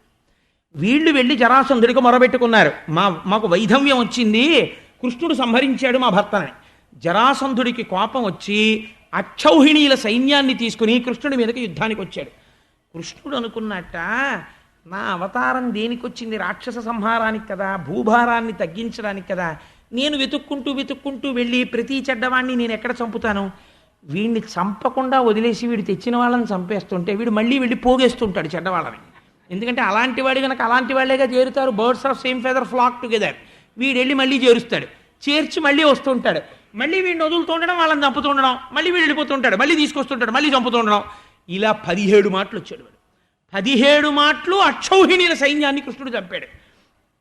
18వ మాట మళ్ళీ వస్తున్నాడు జరాసంధుడు. వస్తుంటే ఇప్పుడు కృష్ణుడు ఒక చిత్రమైన పని చేశాడు.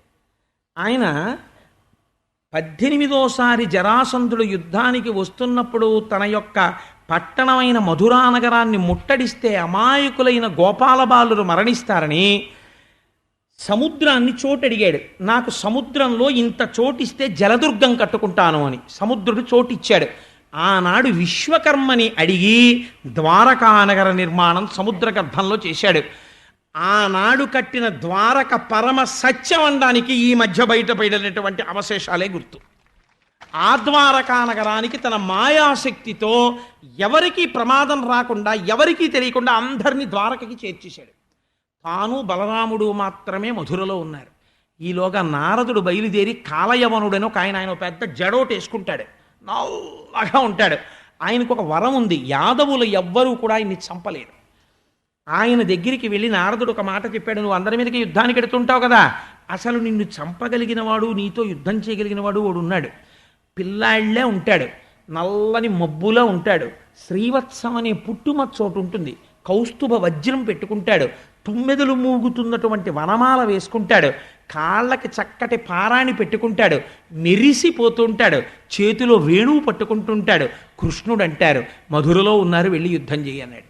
ఆ కాలయవనులు తన యొక్క యవన సైన్యాన్నంతటినీ తీసుకుని వచ్చాడు. వస్తే కృష్ణ పరమాత్మ చూశారు. చూసి అందరూ వెళ్ళిపోయారు కదా ద్వారకకి. ఈ శత్రు సైన్యం అంతా కోట బయట విడిది చేసింది కృష్ణుడితో యుద్ధానికి. మరునాడు ఉదయం కృష్ణుడి సైన్యం అంతా బయటికి వస్తుందని చూస్తున్నారు. ఎవరైనా ఉంటే కదా సైన్యం లోపల, ఎవరు లేడు, బలరాముడు కృష్ణుడు ఉన్నాడు. కృష్ణుడు చాలా నిశ్శబ్దంగా రెండు చేతులు వెనక్కి పెట్టుకుని తన సైన్యాన్ని ఇన్స్పెక్షన్ చేసేవాళ్ళ అలా చూస్తూ నడుస్తూ కాలయవనుడి దగ్గరికి వస్తున్నాడు. కాలయవనుడు తెల్లబోయాడు, ఏమిట్రా కోటలోంచి ఒక్కడే వస్తున్నాడు, ఎవరైనా అని చూస్తున్నాడు. వాడు తెల్లబోయాడు. చూస్తుంటే ఈయన దగ్గరికి వస్తున్నాడు కృష్ణుడు. అరే, నల్లగా ఉన్నాడు, పచ్చటి పట్టుపంచ కట్టుకున్నాడు, మచ్చ కనపడుతోంది, అదే శ్రీవత్సం అనుకుంటాను, కౌస్తుభమణి ధరించాడు, తుమ్మిదలు రొద చేస్తున్న వనమాల వేసుకున్నాడు, పిల్లన గ్రోవు పెట్టుకున్నాడు, నెమలి పింఛం పెట్టుకున్నాడు, కిరీటంతో ఉన్నాడు, చాలా సౌందర్యంగా ఉన్నాడు. వీడే కృష్ణుడైతే మరి ఇదేమిటి ఇలా వచ్చేస్తున్నాడు అనుకుని కృష్ణుడేనేమో అనుమానం నిజం చేసుకుందామని, కృష్ణ నీకోసమే వచ్చాను ఆగాగన్నాడు. అనగానే ఆయన పరిగెత్తడం మొదలెట్టాడు. ఇదేమిటి పారిపోతున్నాడు యుద్ధం చేయకుండా, ఇది నీకు సిగ్గుచేటు, యుద్ధానికి రాకుండా పారిపోతున్నావు ఏమిటని ఈ కాలయవనుడు గుర్రం మీద పరిగెడుతున్నాడు. గుర్రం మీద వెంబడిస్తున్నాడు, కృష్ణుడు పరిగెడుతున్నాడు. ఇలా ఇలా ఇలా పావుల గుర్రానికి తొరగకుండా పరిగెత్తి పరిగెత్తి పరిగెత్తి పరిగెత్తి కొండ గుహలో దూరిపోయాడు. ఈ గుర్రాన్ని వదిలేసి కాలయవనుడు లోపలికి పరిగెత్తాడు. పరిగెత్తేటప్పటికీ అక్కడ దుప్పటి ముసుగెట్టుకుని ఒక ఆయన పడుకుని ఉన్నాడు. ఇంకా పరిగెత్తలేక, భీరువా ఇక్కడికి వచ్చి పడుకున్నావా, లేని కాలుతో ఒక్క తన్ను తన్నాడు. ఎవడ్రా నన్ను నిద్రలేపిన వాడని ఇంకో ఆయన లేచాడు ఆ ముసుగులోంచి. లేచి ఆయన తీవ్రంగా చూసేటప్పటికి ఈ కాలయవనులు బూడిదైపోయి కింద పడిపోయాడు. పరీక్షిత్ అన్నాడు, అసలు ఏమిటండి బాబీ అల్లరి, ఆ దుప్పట్లో పడుకున్నవాడెవడని అడిగాడు. అడిగితే ఆయన త్రేతాయుగంలో ఇక్ష్వాకు వంశంలో మాంధాత కొడుకు ముచికుందుడు, మహాతేజో సంపన్నుడు, గొప్ప భక్తుడు. ఒకసారి దేవేంద్రుడు రాక్షస సంహారానికి సహాయం అడిగితే వెళ్ళాడు. రాత్రింబవళ్ళు కుమారస్వామి సర్వసైన్యాధిపత్యం స్వీకరించే వరకు గోపాలకృష్ణ గారు ఆర్గనైజ్ చేసినట్టు నిద్రపోకుండా తిరిగాడు. తిరిగి రాక్షసుల్ని సంహరించాడు. ఆఖరికి కుమారస్వామి వారికి దేవసేనకి ఆధిపత్యం ఇచ్చాక దేవతలు అడిగారు, ఇంత కష్టపడ్డావు మహానుభావా, ఏం కావాలన్నారు. నా రాజ్యానికి వెళ్ళిపోతానన్నాడు. ఇంకెక్కడ రాజ్యం, అందరు వెళ్ళిపోయారు, మీ వాళ్ళు ఎవరు లేరు, దేవతలకి సాయపడుతున్నావు కాబట్టి నువ్వు ఉండిపోయావు, ఏమి ఇమ్మంటావని అడిగారు. నేను చాలా అలిసిపోయానండి, అలిసిపోయిన మనిషికి అన్నింటికన్నా నిద్ర అవసరం. ఆయన అన్నాడు, నన్ను ఎవ్వడూ నా నిద్రాభంగం చేయకుండా నన్ను కొంతకాలం ఎక్కడ నిద్రపోమంటారో చెప్పండి అన్నాడు. అంటే వాళ్ళన్నారు, ఈ గుహ చూపించి అందులో పడుకో, నీకెవడైనా నిద్రాభంగం చేశాడో ఎవడు వాడని నువ్వు ఇలా చూస్తే వాడు బూడిదైపోతాడు, అక్కడ పడుకో అన్నారు. కృష్ణుడికి రహస్యం తెలుసు, అందుకని అక్కడికి తీసుకెళ్ళాడు వీడిని. యాదవుల చేతిలో మరణించాడు కదా, కాలయవనుడి చేతిలో మరణించాడు. ఇప్పుడు 18వసారి జరాసంధుడు వచ్చాడు. 18వసారి జరాసంధుడు యుద్ధానికి వచ్చిన తర్వాత బలరామకృష్ణులు ఇద్దరూ మళ్ళీ కోటలోంచి బయటకు వచ్చి పరుగు మొదలెట్టారు. మళ్ళీ భీరువా భీరువా నువ్వు అలా పారిపోతావా అని జరాసంధుడు వెంట తగిలాడు. ప్రశ్రవణ పర్వతం అనేటటువంటి ఒక పెద్ద ప్రవర్షణ పర్వతం అనేటటువంటి పర్వతం ఎక్కి ఆ పొదల్లోకి దూరిపోయారు బలరామకృష్ణులు. అక్కడ ఇంద్రుడు వర్షాలు ఎక్కువ కురిపిస్తుంటాడు. చెట్లన్నీ చీకటితో ఉంటాయి, ఒకప్పుడు అన్నవరం ఉన్నట్టు. అంత చీకటితో ఉంటే వాళ్ళకి బలరామకృష్ణుడు కనపడలేదు. వెతికి వెతికి వెతికి వెతికి ఇంకా దొరకట్లేదు. బలరామకృష్ణుడు ఇలా కాదు, ఈ పర్వతం అంతా తగలబెట్టేయండి రా అన్నాడు జరాసంధుడు. వాళ్ళు మొత్తం పర్వతం అంతా తగలబెట్టేశారు. తగలబెట్టేస్తే దాని కాంతులు ఆకాశానికి అంటుకున్నాయి. ఆ రోజున అగ్నిహోత్రం. ఈ బలరామకృష్ణులు ఇద్దరూ కూడా నిశ్శబ్దంగా పర్వతం మించి సముద్రంలోకి దూకేసి ఈదుకుంటూ ద్వారకా నగరానికి వెళ్ళిపోయారు. కృష్ణుడు బలరాములు ఇద్దరూ మరణించారనుకుని జరాసంధుడు వెళ్ళిపోయాడు. కృష్ణుడు బలరాముడు క్షేమంగా ఉన్నారు. ఇందులో మీరు తెలుసుకోవలసినటువంటి ఒక గొప్ప రహస్యం ఉంటుంది. ఏమిటో తెలుసా అండి? సంధి అంటే ఏమిటి? సగం. సంధికాలం వచ్చిందండి అంటారు. యుగ సంధి వచ్చింది అంటాం. సంధ్య అన్నమాట అందుకే పూర్వోత్తర సంధ్యలు అని. సంధి అంటే మనం ఎవరైనా నమస్కారం చేశారనుకోండి, ఒక ఆశీర్వచనం చేస్తాం. శతమానం భవతి శతాయు పురుష స్థితేంద్రియ ఆయుష్దేవేంద్రియే ప్రతిష్టతి అంటాం. 100 సంవత్సరములు జీవించు. 100 అన్న మాటకు అర్థం వేరనుకోండి. ఆ 100 ఏళ్ళు అన్న దాంట్లో సగం ఎంత? 50. మీరు ఏమైనా చేస్తే ఈశ్వరారాధన ఈ 50 లోపల చేయాలి. 50 తర్వాత మానసికమే తప్ప అంత కలివిడిగా మీరు ఈశ్వర సేవ చేయడం కష్టం. శరీరం సహకరించదు. మీరు కేదార్నాథ్ 80 ఏళ్ళు వచ్చేసిన తర్వాత గుర్రం ఎక్కి వెడతానన్నారు అనుకోండి, ఎవరికో ఒక మహాత్ముడికి సహకరిస్తుందేమో కానీ శరీరం సహకరించదు. అలాంటివి 50 లోపల పూర్తి అవ్వాలి. కాబట్టి ఇప్పుడు ఏమైంది? జరాసంధుడు పట్టుకోవడం అంటే వృద్ధాప్యం రావడం. వృద్ధాప్యం వస్తే ఏమవుతుంది? కాలయవనుడు తరుగుతాడు, మృత్యు వస్తుంది. ఇప్పుడు ఎక్కడికి పరిగెత్తాడు కృష్ణుడు? మనకి పాఠం చెప్తున్నాడు. గుహలోకి దూరిపోయాడు, అంటే హృదయ గుహలోకి వెళ్ళిపోయాడు. వెళ్ళిపోతే ఏమైంది? ముచుకుందుడు నిద్రలేచాడు. ఇక్కడికి వెళ్ళిపోయి ఆత్మస్థితిగతులైపోయినటువంటి వాడికి మరణం ఉండదు. కాబట్టి ఏమైంది? కాలయవనుడు పోయాడు తప్ప ఈయనకి వచ్చిన నష్టం ఏమీ ఉండదు. జరాసంధుణ్ణి తప్పుకోవడానికి మార్గం ఏమిటి అంటే ఆ ప్రవర్షణ పర్వతాన్ని ఎక్కాడు. అంటే నిరంతరము భక్తితో ఉండడమే. పరమభక్తితో ఉంటే మృత్యువు నిన్ను ఏమీ చెయ్యలేదు. అసలు యమధర్మరాజు గారు నీ దాపులకి రాడు. పరమభక్తుడైన వాడిని తీసుకెళ్ళడానికి నారాయణుడి యొక్క పార్షదులు వస్తారు, శివుడి పార్షదులు వస్తారు. యమదూతలు ఎందుకు వస్తారు? కాబట్టి ఏమీ చెయ్యలేరు. కాలిపోయింది ఆ ప్రవర్షణ పర్వతం అంతా. అంటే శరీరాన్ని పట్టుకునే ప్రయత్నం చెయ్యొచ్చు, దీన్నేమైనా చెయ్యగలరేమో, కానీ మృత్యు రూపంలో వాళ్ళకేమీ ఉండదు. సముద్రాంతర్గతమైనటువంటి ద్వారక అంటే ఈశ్వర స్థానమునకు చేరుకుని చూపించాడు. అంటే లోకమునకంతటికీ కూడా జీవయాత్రని నిరూపించి చూపించాడు ఈశ్వరుడు. ఇలా బ్రతకడం నేర్చుకో అని. కాబట్టి 18 సార్లు జరాసంధుడు కృష్ణుడి మీదకి యుద్ధానికి వచ్చాడు.